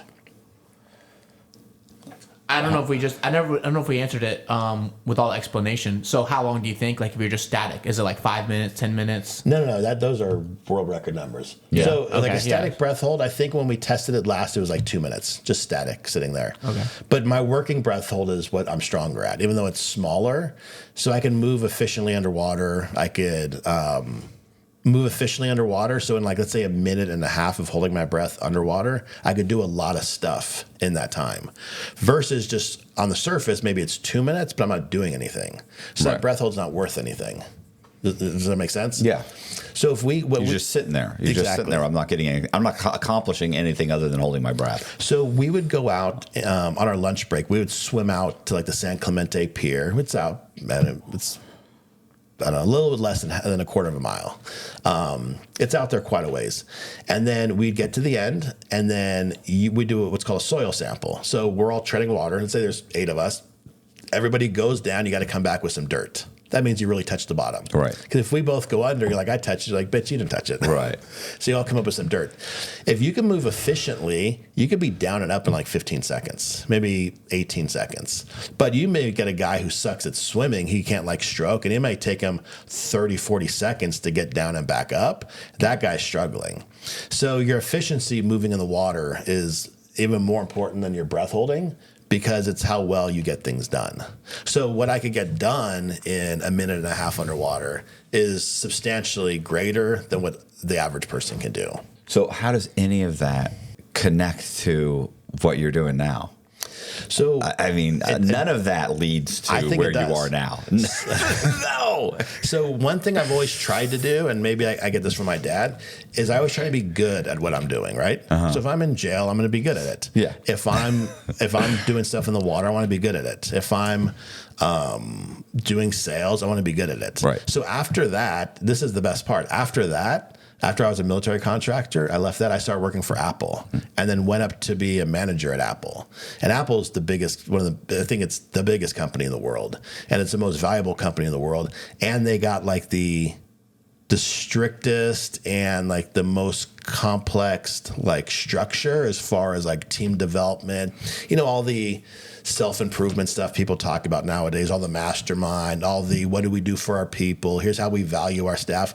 That's all copied from Apple. Okay. Apple's the king and the inventor of all that shit. So you remember like Google would be like, hey, we have bicycles on our campus and we get a cafeteria for our people. Right. That's all Apple shit. Apple invented all that stuff. Apple's the king of retail. Apple's the king of sales. Apple's the king of manufacturing, the king of operations, or the kings of logistics. Every category that company lives in, they're the kings of it. So they're the absolute best on this planet at it. So when you're around great guys like that, you learn so much stuff and you see like what the possibilities are. We'd have people on our staff that were like regional managers for Disney, or they were regional managers for Starbucks, or they were like national vice presidents for Radio Shack or Circuit City. Remember those companies? Mm-hmm. And now they're just salespeople for us, right, making similar money and just doing great, great, great work. So Apple's philosophy was come in, do your best work for a few years, and then go out and create something special in the world. So Apple really likes people to leave after 5 years. There's some people that stick around longer, but like the NFL, you come in, let's get you in your prime, and then do whatever you're going to do. Right. Except Apple really values your progression outside of that. And that all came from Steve Jobs. Steve Jobs had something that I find I have myself, in the sense that I'll look at a company or situation and I'll see the good and I'll see the bad in it. Where like I could go to a hotel and I'd be like, oh my God, these guys are up right here so bad. They're the experience right here by this one thing and no one sees it. Steve would do that all the time. He'd go to a hotel, check in, and then call the staff and be like, let's get the out here, this place sucks, So he wanted everything to be like the Ritz-Carlton, where not opulent, but where the service, everything was thought up. Everything had a reason, and the customer experience was very well planned out. So because of that, I did really well at Apple, extremely well. And then I've taken a lot of that I've learned there, and I've applied it to my own company. But it's having a different way of thinking, right? So I'll give you an example. Like when it comes to customer service, it's a good example. If you had a problem with your phone, so let's say your phone's not making calls, right? Or whatever the issue is. We called Verizon right now, and you're going to get what? Probably the Philippines, maybe India. You're going to get somebody on there who's not very good, and they're going to say, how can I help you today, sir? And you have to repeat yourself a bunch of times. You're going to complain, and they're going to not really understand what the problem is, right? And they're not going to have solutions for you that matter. And they'll probably tell you whatever the policy is. Right. And then you're going to be like, this, let me talk to somebody else. And then you'll talk to like the manager there. And then that person won't help you. And eventually you're like, you know what? I just want to cancel. They're going to transfer you to the US, and you're going to get the stud team. Right. It's like, hey, Matthew, how you doing today? I'll go to help you. Yeah, I appreciate you letting me know. So let's see, here's what we can do for you. And they're going to start working through that scenario for you, right? And they're going to do everything they can to keep you as a customer. That guy's at the very end of the line. That guy should be at the very beginning of the line. Right. And for whatever reason, Companies don't want to do that. Or companies want to advertise to people. I'm going to put a billboard up. I'm going to put a TV commercial up. I'm going to put an Instagram ad. I'm going to put all this content on Instagram, and I'm going to advertise to you. But when you respond to it, I'm not going to be there to help you. So if you're selling me t-shirts, I'm like, cool, I like that shirt. How do your shirts fit? Dead silence. On Instagram, you email them, nothing. You email a company nowadays, what do you get? If you emailed somebody, when do you expect to get a response back? Oh, like days later, or you get the bots things that you're talking like an AI little drone thing. That doesn't exist in my world. So if I emailed you and you don't respond to me that same day, that means the day you came into work, you brought yesterday's work to today. Right. That's a no. You finish everything the same day. So if you email my company, we respond to you usually within 60 seconds up to an hour. Any day of the week, any day of the year. So I'll give you an example. If you message ToeHold on Christmas morning, how many people are going to respond to you on Christmas morning? I mean, ToeHold? I don't know. Nobody. Any company. Nobody. Yeah. Probably. You could probably get maybe a pizza place and the cops, right? That's it. Nobody else. And if you email a company, you probably won't hear back from them till after the 1st, right? New Year's comes. Maybe it's on a Monday or Tuesday. They need a few days to get back in the rhythm. And maybe 14 days later, you're getting an email back. We've all experienced that. That to me is unacceptable. So if you message my company Christmas morning, you're like, hey, I just got these beautiful handmade flip-flops. Are these sized? Did I get the right size? How should I care for them? How should I break them in? Can I take these in the water? Can I not take these in the water? I just got a gift card. How could I use that? We'll respond to you within 60 seconds on Christmas. Okay. 60 seconds. Because I know you're waking up in the morning, you're opening up our product, you're excited to have it, and you're going to have a much better experience knowing that your questions were answered right away than if I waited days and days and days. And because we do that, we have insane, almost record sales days on Christmas or on holidays because you're sitting around with your family, you're bored, you already opened up your presents, you got to hang out with your in-laws. That's, everyone knows that's lame. But then you're like, I'm going to message these guys and I'll hear from them someday. And then boom, you got us right there. Right. But we're like that every day of the week because the customer experience is the most important thing. Because customers are the most important thing. Now, with ToeHold specifically, if you've never bought anything from us, you're not our customer. I don't give you any thought. I don't care. Once you become one of our customers, that's when we focus. So many times people focus on the people that aren't their customers. So I want to focus on these guys outside of our network to get more people in. But then when they come in, what's the customer experience like, right? Right. So I bought this brand new, really nice Harley. Lowrider ST, tricked out, like 20 grand and upgrade, super sick bike. And I was like, I'm going to get a cool helmet for it. So I called up this helmet company. I went online, bought a helmet. They sent me the wrong one. No big deal. These things happen. So I called them up and I said, hey, this is AG. I bought a helmet. You guys sent me the wrong one. And the lady said, I'm so sorry about that. Would you like a refund? Right. That was her solution to the problem. Oh, I want the helmet that you want to keep. If you're the company, you want to keep the and this thing is like to keep the money, give them the right it's product. It's not a lot of money. It's like a $700 helmet. So let's say that's your company. You own it. Okay. Right. You own that company. You're paying a person to pay, or you hired a person to hire a person to hire a person to lose to have a sale. Some chick giving your money away. Right. And because you're focused on reports, and because you're focused on your investors, and because you want more passive income, and because you want to be more hands-off, and you want all the keywords people talk about nowadays, you got some person giving your money away. And slowly but surely, your company's losing. And then on the other end, you're literally putting money out there to advertise, to get people to come in and buy your product. So imagine we were herding cows and I spend a shitload of money to hire these cowboys, and they go out to the field and they bring in all these cows, these beautiful cows, right? And they come into the corral, and at the other end of that corral, I'm paying a guy to let them back out again. Right. How stupid is that? That's how most companies operate, because everyone wants passive income, but they don't want to earn it. Everybody wants to be more hands off. Everybody wants to delegate more. That's the opposite of how companies that are successful operate. You have the best people first. At Apple, we did the same thing. So you don't have, if we have somebody in our company that's $8 an hour, guess what that person's doing? They're reading some bullshit report for me. They're not talking or touching our customers. No, the best guys are on our phones. The best guys are on our email. The best guys are talking to our customers. And the low-level paid people are in the back sweeping the shop, doing the dumb shit. Not the opposite. How did you come up with the product? And what is the product first? Because nobody probably knows what the product is. You could show the product. Everybody knows. You could show that. Hey, everybody knows what we do. No. No. So the way it started was my flip flops kept breaking. I grew up wearing flip flops everywhere, and all through my life they would break.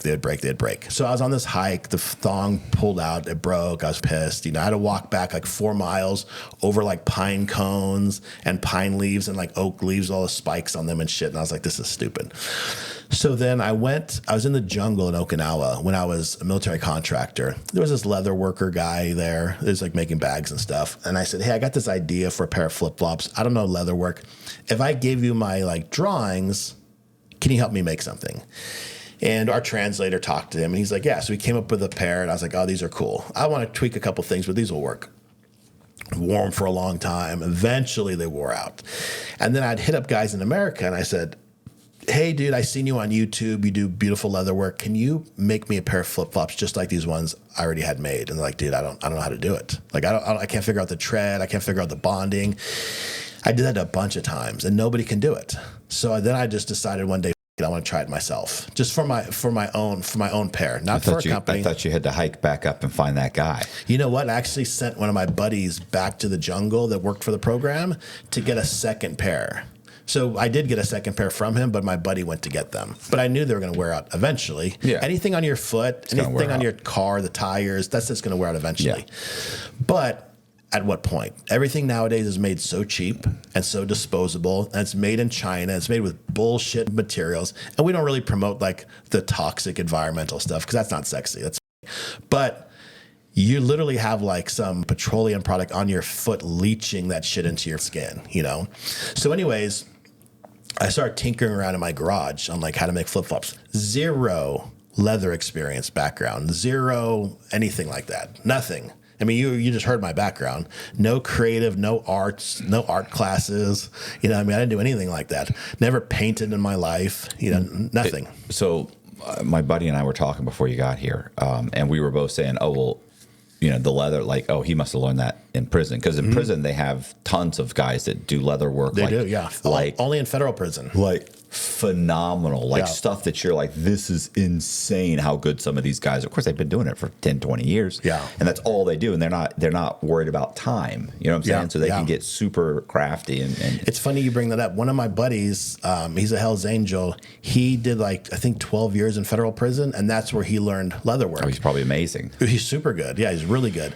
And then when he got out, he was showing me his leather work. I remember thinking like, oh shit, you could actually learn to do leather work. Yeah. So that just stuck in my brain. So a few years later, I decided, you know what? I want to learn for myself. And I pick his brain on stuff like that and like, hey, what kind of leather? But really, he lives in a different state, so I'm really on my own as far as figuring this out. Right. I go into a leather store and I'm like, hey, I want to buy some leather. And here's the thing. What's the difference between leather you see on a wallet, leather in like the seats of a BMW or a Ferrari, right? Leather like on a horse saddle or a gun holster. Like, what's the difference? There's a gigantic array. There's like some are super soft and supple, but they won't hold up for shit. There's chrome tan, vegetable tan. There's different weights, thicknesses, temperaments, full grain, top grain, genuine leather. There's endless amounts, and there's tons of fake shit. Where if you have like a Kenneth Cole belt or a Calvin Klein belt or any of these like fashion brands, take your Kenneth Cole belt right now, get some scissors, cut it in half, and look at it. There's no leather in it at all. It's paper core and it's synthetic outside. They don't use leather because you got to have a craftsman to use leather. Very few companies actually use leather nowadays because it affects your profits. You got to be. I don't want to teach my staff how to be. That takes away from our money. You want to have it stamped out by a machine. By a machine and by China. That's how everything's done nowadays. So I just started tinkering around in my garage to make flip-flops. And then my buddies would come by. We'd hang out after jiu-jitsu. And, we'd just around and we start calling it like the ToeHold hangout. We just hang out, in the garage. And my buddy was like, hey, can you make me a pair? And I'm like, nah, you're not ready, bro. You're not ready for these flip-flops.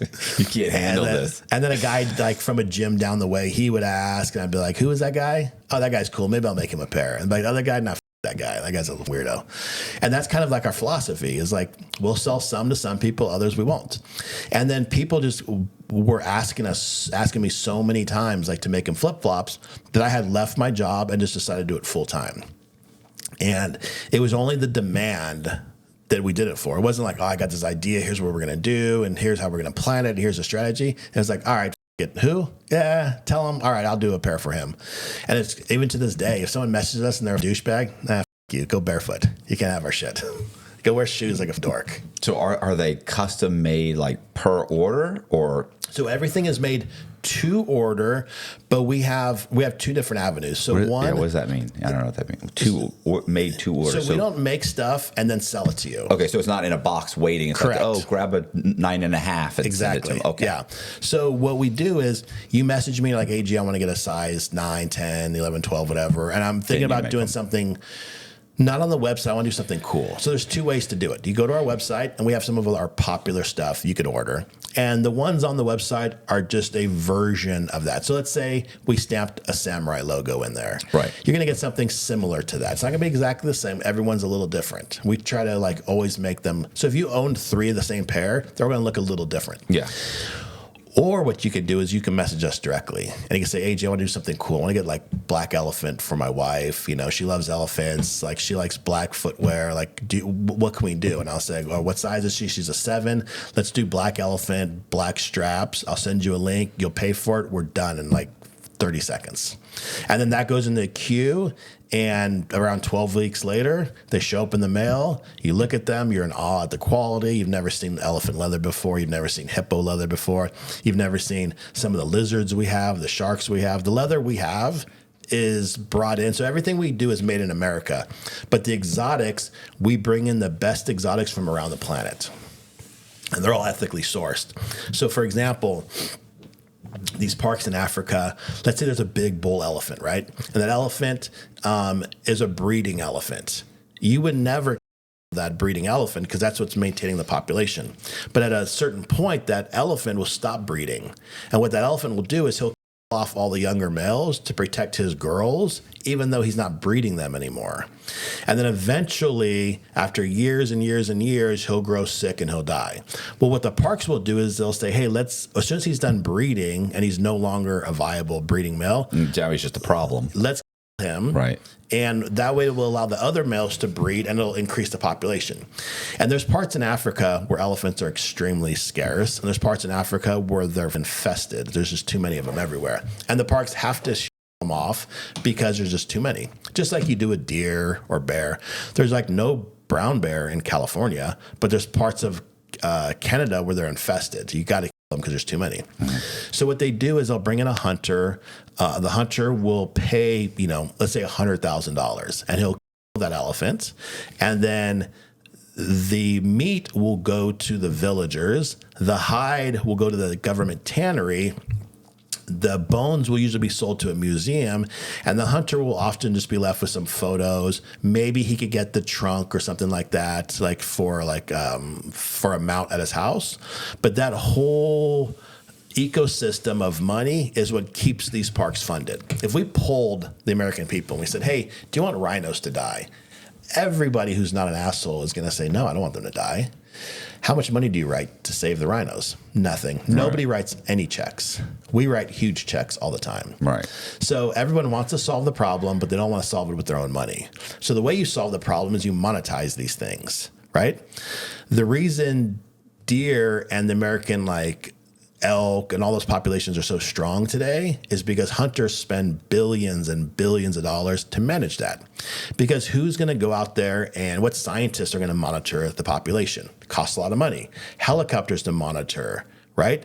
Game cams, game wardens, fuel, ammunition, operational costs, staffing costs, administrative costs, maintaining the vehicles that monitor the parks. All that stuff is a huge cost.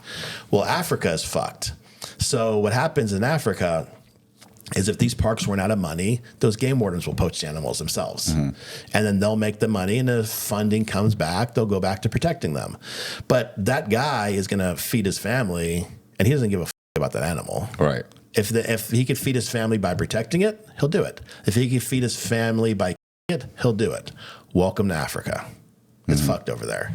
So everything we get is ethically sourced. So let's say an elephant dies, it gets hit by lightning, it dies of natural causes, dies of old age, right? It gets an infection, it dies. That leather that's turned over to the tannery, our broker will go over, he'll inspect the leather and be like, hey, this section right here, this 6x6, this 2 foot by 2 foot, this 12 foot by 12 foot, it's beautiful, it's ToeHold quality. They want $7,000 for it. I'll be like, all right, tell them we'll do it for $6,000, And then we'll negotiate a little bit. And we'll be like, all right, $6,500. Boom, it's ours. And then we bring that back to the States. And then we cut it up into pieces and we sell it in our flip-flops. So the money that we give them, they get 100% of that money. And that's up to me to sell it to our customers. So we don't bring it in, and then if the customer sells it, they get a portion. No, they get 100% of the money up front. And then they're on to the next thing. So the leather we bring in is only the best in the world. So elephant, shark, things like that, there's already a very limited supply to begin with. Have you guys seen a lot of elephant leather in your life? No. Maybe none? I don't know. We went to the zoo about a month ago, but they were walking around. Were they still wearing it? Were they still wearing it? Yeah. So most people have never seen these things before, right? So you want to get your wife something, your wife wants to get you something cool. We could go to Louis Vuitton and we could all buy the same bags, right? We could all buy the same Rolexes. They're expensive. They're hard to get. You got to be on a waiting list. But if you have the money and the patience, you could get them. With what we do, this might be the only piece on the whole planet, or maybe there's a specific pattern or texture. Maybe there's this really cool scar in it. So now you have the only pair like that or extremely rare pair. Or let's say you want to get her black elephant base, but you want to get like pink lizard straps. Guess what? She's the only person on earth with those. Right. So the uniqueness of what we do, and then the durability, the quality, and the efficacy that goes into it, nobody else does anything like that. And the straps don't break. Everything could break, but they're not going to break from your foot. So we got a video online where Brian Shaw, who's the strongest man in the world, he's trying to break the flip-flops, right? Right. And he can't. Now, we've had guys pull them in weird ways and break them. But so let's say I had a Chevy truck, and I'm like, dude, this truck could pull 10,000 pounds. And they're like, no shit, it could tow 10,000 pounds. And I go and I hook up a trailer to the front bumper, and I try pulling it backwards, and I rip the front bumper off. You're like, hey, dumb fuck, that's not how you tow things. You tow things from the back because the directional force is a forward movement, right? So we've had guys pull flip-flops in ways that your foot doesn't work and break them with your arms. Your foot could never generate that strength. Right. So the way you would walk is you put your foot down, you make a forward motion to walk. That forward direction where your foot's caught in the mud, or let's say somebody steps on the back of your heel and holds your flip-flop down, your foot moves in a forward direction, they're not going to break. They're super, super strong. But you could put your hand on one side of the straps, put your hand on the other, pull them sideways, and eventually break them with hundreds and hundreds of pounds of lateral. Right. It'd be like towing a trailer or a motorhome behind your truck with your mirror. Your mirror's going to rip off the truck. It's not where it's supposed to be attached from. Right. So they can break, but not. They won't break by you wearing them on your feet. But they're tougher than the average bear. Substantially tougher. Okay. Yeah. I think like 1,000 pounds of tensile strength stronger. How much do you sell flip-flops for? So our flip-flops start at $400, but those ones we don't really sell a lot of. I mean, we sell, hundreds of them, but our $1,000 and up stuff, that's the stuff that we have the huge lines for. So $400 is like our basic model. Around $1,000 to $1,200 is our most popular products, and then we hold the world record for the most expensive leather flip-flops ever sold at $5,000. And Joe Rogan mentioned, what did he say? He mentioned it on the podcast or something? Yeah, he said it a couple times. They're the best flip-flops he's ever owned. They're unbreakable. He has just big, fat gorilla feet. So, anything he wears, his foot's really, really wide. It's like stuffing a football into a flip-flop. He just has like these weird chimpanzee gorilla feet. I was going to say, I have, my wife says I have Fred Flintstone feet. Yeah. Like mine are super wide. And that's what you want. So we have this thing. So we don't really talk about the toxic materials, the environmental stuff. We don't talk about foot health because that's not sexy. We sell flip-flops with guns and tits involved. You know what I mean? Right. That's what American people want to see. But if we go down to foot health, so picture your foot like a chimpanzee's foot, flat on the ground, it grabs and it grips, right? It almost looks like a hand on your foot. That's how the human foot is designed to work. But what do? We wrap it up in like a Nike and we pull the toes inwards. Right. And then we're like, you know what? The foot's not getting enough circulation. So how do we keep your foot alive? You know what? If we put an arch underneath it, that's basically like doing CPR to your foot. Every time you walk, it's pulsating on the heel of your foot and it's bringing blood to your foot because your foot's dead. Your foot's dying in a shoe. That's not how it's supposed to be. If you stuck your hand inside of a shoe and you didn't move your hand all day, how long do you think it'd be before you had hand problems? All right. How long? I don't know. Probably within a few hours, maybe. Right. Or so days. imagine you do that 20 years on your feet. Right. And they're like, my feet are all fucked up. My ankles are fucked up. My back's fucked up. That's why waitresses and shit are always, their feet are always fucked up. Yeah. And your back's not fucked up. It's your feet that are fucked up. So we have this crazy thing where we have really weak feet as a society. And we could blame Nike for it. Because before Nike, everybody wore vegetable tan dress shoes, vegetable tan cowboy boots. That's the tanning process that's been used for thousands of years to cure the leather. But they're like, listen, there's no profit in using that stuff. So let's start using synthetic materials. And then what happens is that shoe binds your foot. It pulls your toes inwards. Your toes can't splay out and your foot just dies. So think about this. Why do you think people need arch support? I have no idea. No idea, right? No. Nobody has any idea. I argue with like foot podiatrists about it, and they're like, oh, that's a good question. We don't do that anywhere else on your body. So from your ankle up, if I'm like, you know what would be better for your neck? Why don't we put a neck brace on you every day? Every day, walk around with a neck brace on. It doesn't seem like it'd be a good idea. Your neck would become so weak. Right. And it would fall apart. We do that with your foot. We bind your foot. And then your foot doesn't need arch support. That's not in nature. That doesn't exist anywhere. What the are you talking about? They do that because it's how you pump blood to your foot when you walk, because your foot's dead because it's not moving the way it's supposed to move. If you're listening to this and you make a fist and then open your hand all the way as wide as you can and then close it and make a fist again, your foot basically should move in a fashion similar to that. Not quite with the same dexterity, but that's how your foot should work. But how do most people's foot work? Like a hoof. It moves like that. Right. Like a little dolphin foot. It doesn't do shit. And that's because we stuck our feet in these stupid ass shoes. Go to a villager anywhere in the world and look at their feet. That's how the human foot's designed to work. And then if you were to break your hand, let's say you got a motorcycle accident, you break your hand, motorcycle accident, they're going to do physical therapy that involves a lot of movement and dexterity of your hand. With your foot, what does your doctor say? Oh, you need more orthotics. Oh yeah, let's stop using your foot. Let's make your foot more immobile. Right. Let's put more support underneath it. What the f are you talking about? It's literally like the biggest scam of our generation is this stupid shit people do with their feet. So vegetable tan leather, our flip-flops start off perfectly flat, and that leather is going to mold and shape to your specific foot characteristics. So what is the strategy behind your social media and your marketing, and how did it kind of evolve to what it is? So what I do with our social media, so people think that we just hire chicks to show our flip-flops off. And our Instagram's really our hub. You can go to our website, but start off on Instagram because that's where you're going to make contact with us. And what I did from the very beginning is I just document my life. So it's just me hanging out with a chick, me doing jiu-jitsu, me shooting guns, and it's sometimes I'll incorporate some flip-flops. Sometimes. But guess how quickly people get over looking at flip-flops or looking at anything, like sunglasses. Right. Sunglasses are dumb. Flip-flops are boring to look at. Would you rather look at guns and tits, the shit you could do in flip-flops, Guess who never gets tired of looking at tits and guns? Americans. Chicks, we're usually not going to show them in flip-flops because why? Think about Red Bull. You never see Red Bull like as a can. What do you see Red Bull doing? It's on the side of a race car. I think I know I think I understand what your strategy is now. I feel like she's not doing quality work. I feel like maybe she's just I feel like this is her working the leather is not what's really happening. Is that now. not the best post ever? So yeah, that's their advertising. Look, and guess what? It crushes. Look, this is good for Danny Jones.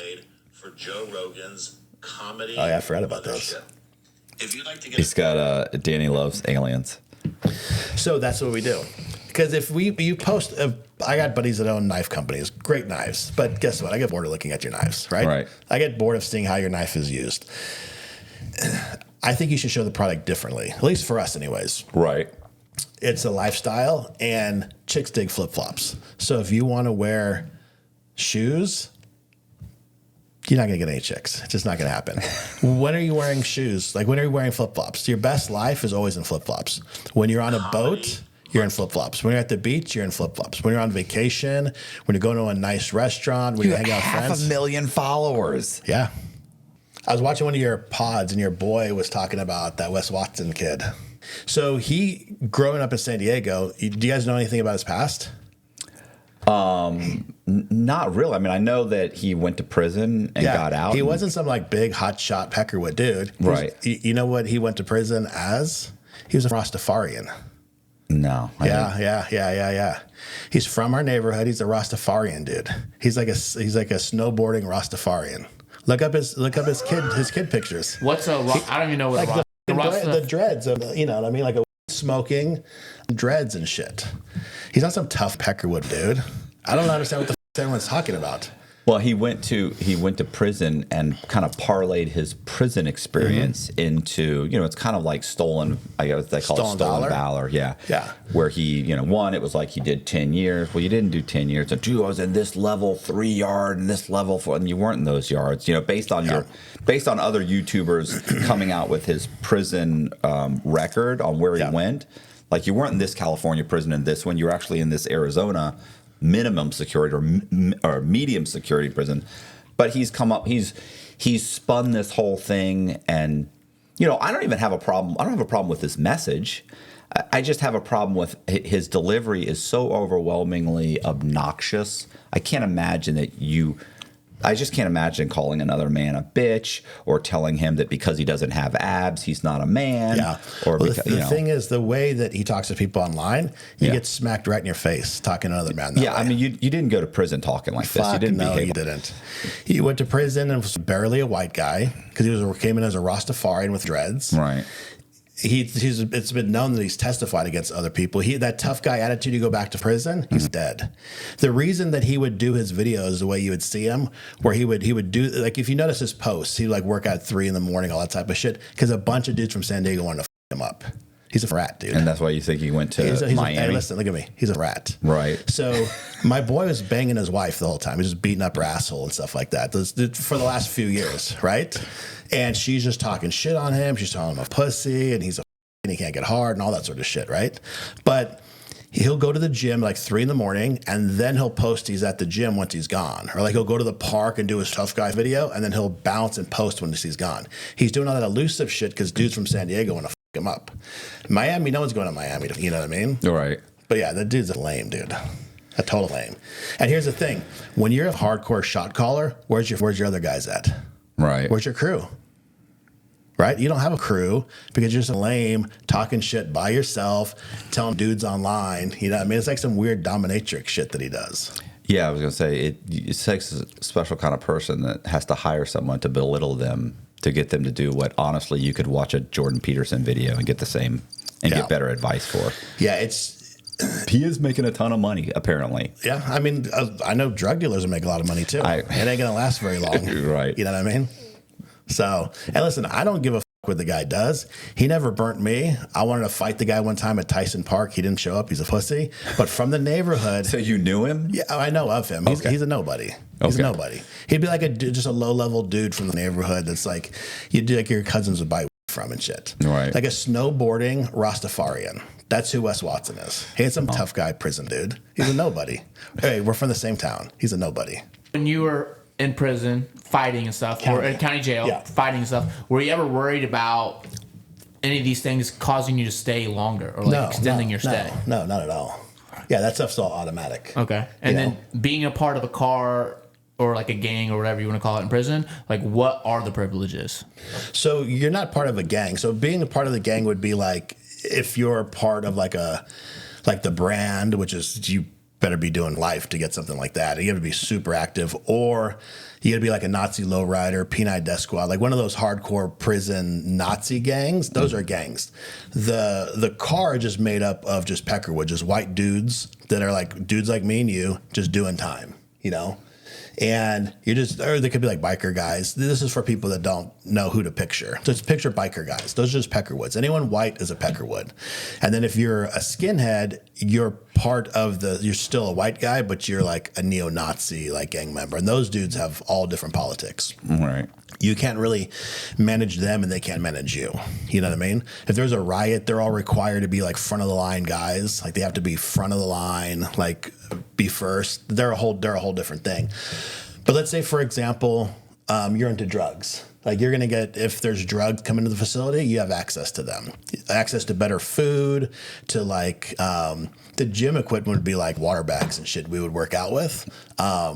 But like even like to be able to sit at the table. So there's like these concreted in tables to sit at. There's a couple for the whites. There's a couple for the Southern Mexicans. There's a couple for the blacks.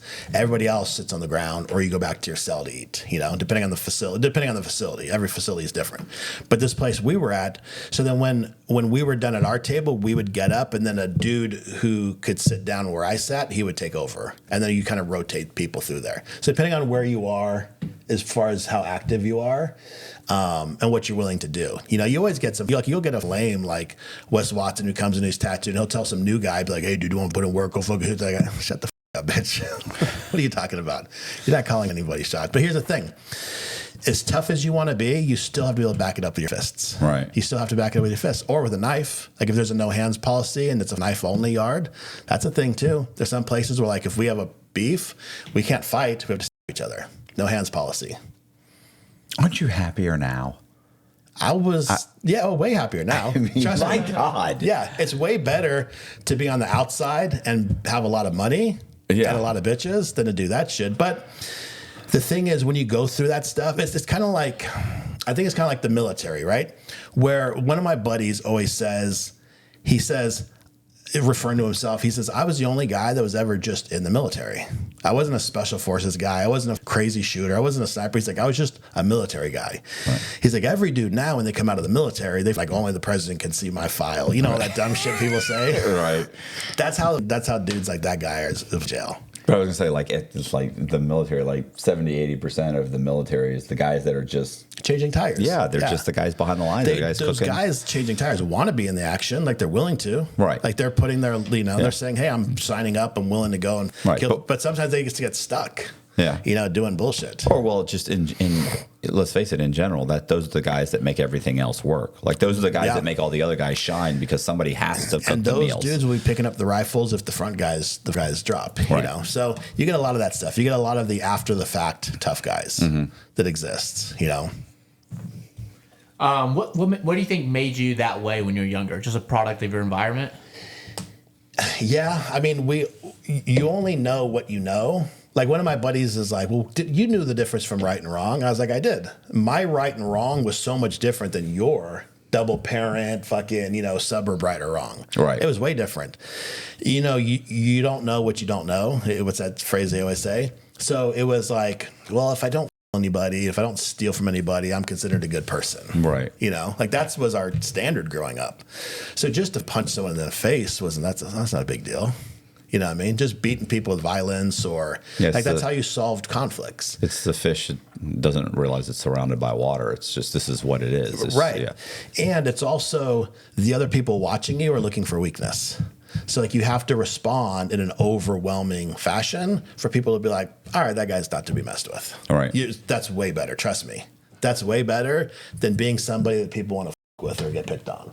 Guys who get picked on, like the California thing, there's no, like maybe in some rare cases, like this, like there's no shit in California. There's none of that sort of stuff. If you come in and you're even like, if you streaked a football game, you know, like you're wrapping your shit up and you're getting the fuck out of there. Right. No weird sexual stuff whatsoever. You know what I mean? Even if like you have weird kinky shit that you bring up, get the fuck out of here.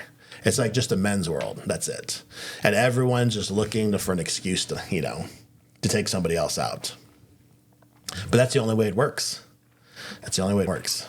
Do you think that life in jail like prepared you for the business world at all? Yeah, I mean, everything prepares you. It's mostly like just having the mental fortitude.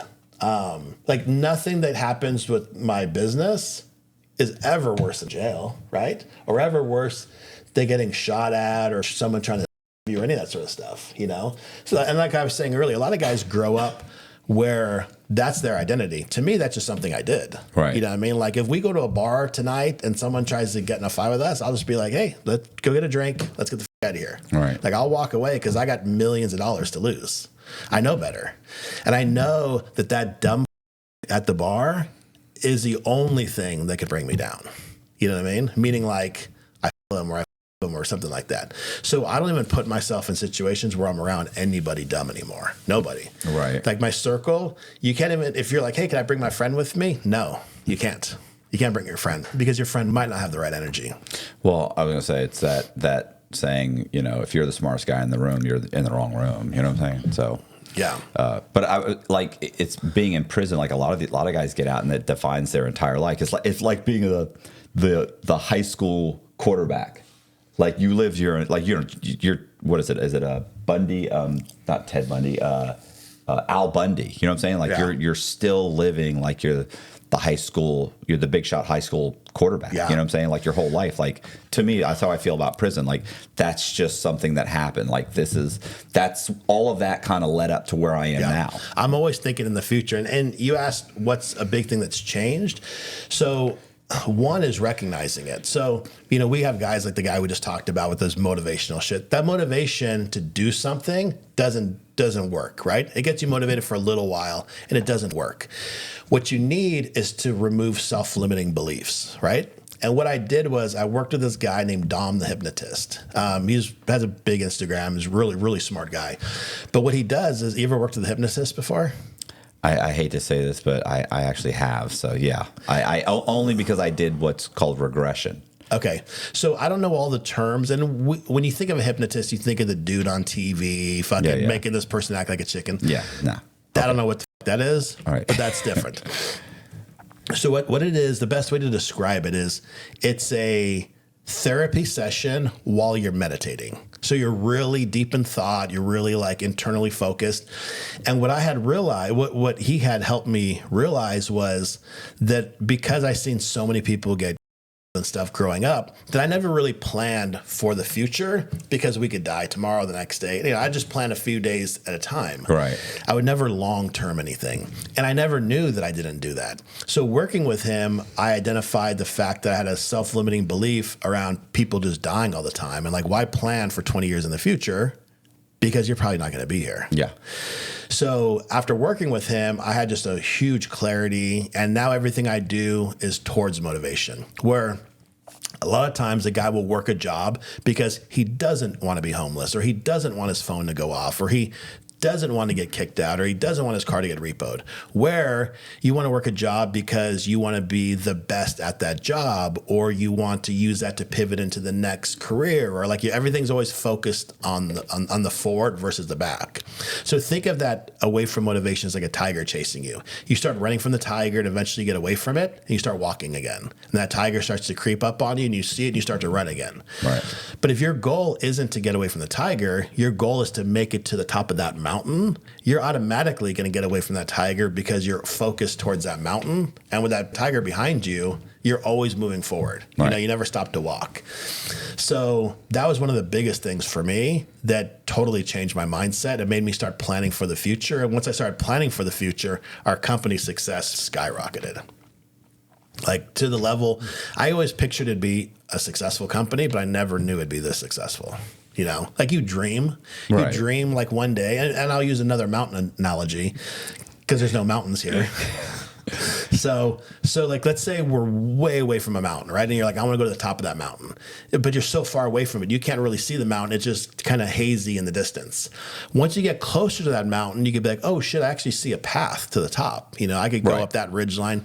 So from far away, I knew ToeHold would be a big company, but I didn't really have a path, what that would look like. Like I didn't have no picture. I'd be sitting here with you, you know, one day, but you move forward, you know, years and years and years and tons of hard work, and suddenly you're much closer to that mountain. You're like, oh, fuck, I see the route. And then you look again and you're like, I could look down halfway up the mountain. I could see where I started from way back there.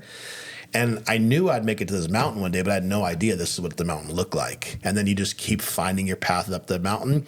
And all you're focusing on is getting to the top and looking for pitfalls. And make sure you don't fall off. It's funny because that's exactly what I say about this podcast, is that I got out of prison and I knew I wanted to start a podcast. I'd never heard of podcasts. I'd only been told what they were. I kind of had an idea of what it was.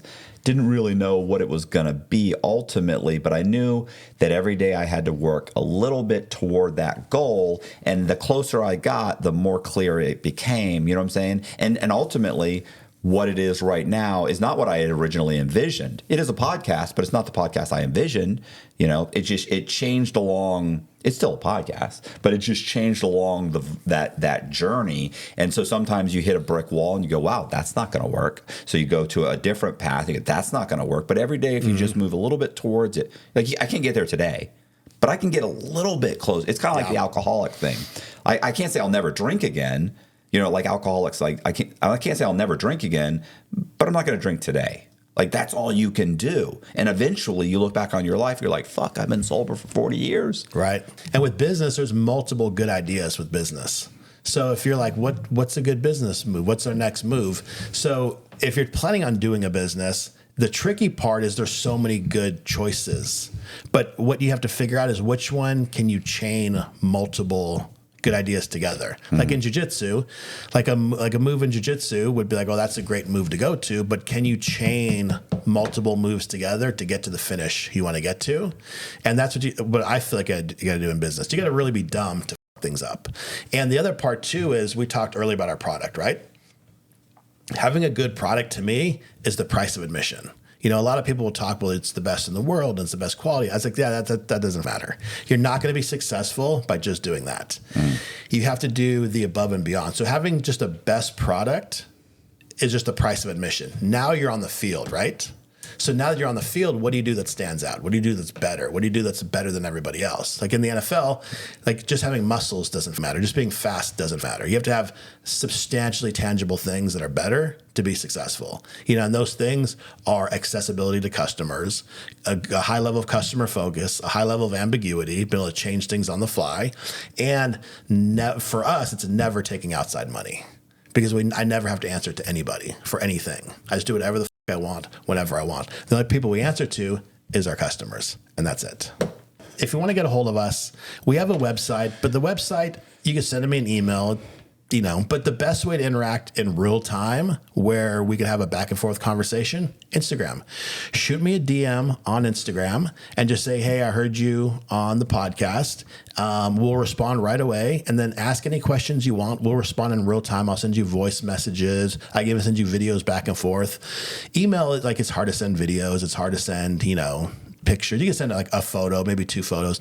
But on Instagram in the DMs, we could really have an interactive conversation and really show you the things that we do and get all your questions answered. So always message us on Instagram, and it's at TOE_HOLD.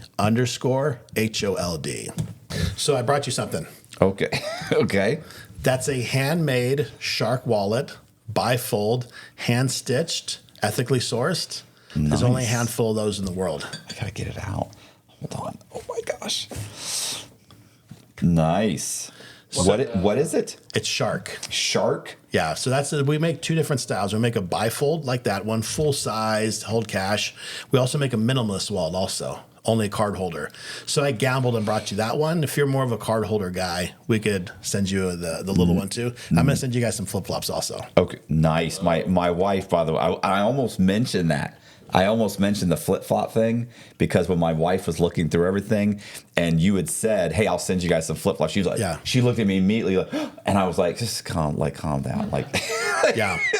I like to see what talk in happens. person, make sure when we're done here, I'll get exactly what you guys want. I'll send you a link and that way it goes into the queue and then I'll bump it in the queue. So we get you guys faster. Okay, look, because you can see, look, this is exactly pretty much, Show this the, is, show the camera this new one. yeah, this is pretty much, you have to look at this, you have the thing. Oh, it's got another thing here too. Oh, okay. Cash slot. So Cash look at the slot. stitching on your wallet. See how it's like a thin, Yeah. They use a presser foot. And then you see how the leather's coming apart right there. So that's probably a genuine leather, which is like a particle board type of leather. Right. Nobody makes anything like that. Yeah, this thing's way thick, right? I bought a Louis Vuitton wallet recently just because I like the color green. And it's got a thing too. It's got your little ToeHold logo. In 3 weeks, it started to delaminate and come apart. $650 wallet came apart in 3 weeks. And all I did was just kept it inside my fanny pack. Why would you buy a Louis Vuitton? Test them. Oh, okay. Yeah. And then we did a contest. I gave it away to one of our followers. But All right. that stitching's guaranteed for life. So in 20 years, if you cut one of those stitches, send it back and we'll repair it. But also because these are hand stitched and they're saddle stitched, which means let's say you were to pull a thread, the threads on each side of it won't come undone because each one is knotted individually. This is how cowboys would stitch their saddles and all their equipment so that their whole system just doesn't come unraveled if a thorn cuts one of them. Nice. I appreciate it. Thank you. All right. Hey, I appreciate you guys watching. Do me a favor, hit the subscribe button, hit the bell so you get notified of videos just like this. Leave a comment, share the video. Also, please consider joining our Patreon. It really helps Colby and I produce these programs. It's $10 a month. We also put Patreon exclusive. There's a couple of stories that we talked about today that's going to go on the Patreon so we don't get demonetized. I'm trying to think of two right now. In the description box, we're going to leave all of the ToeHold links, especially to Instagram, to the website, to everything, as opposed to I can tell you from personal experience from being on the website is way more boring than the Instagram. So you definitely want to check out the Instagram. I really appreciate you guys watching. Thank you very much. See ya.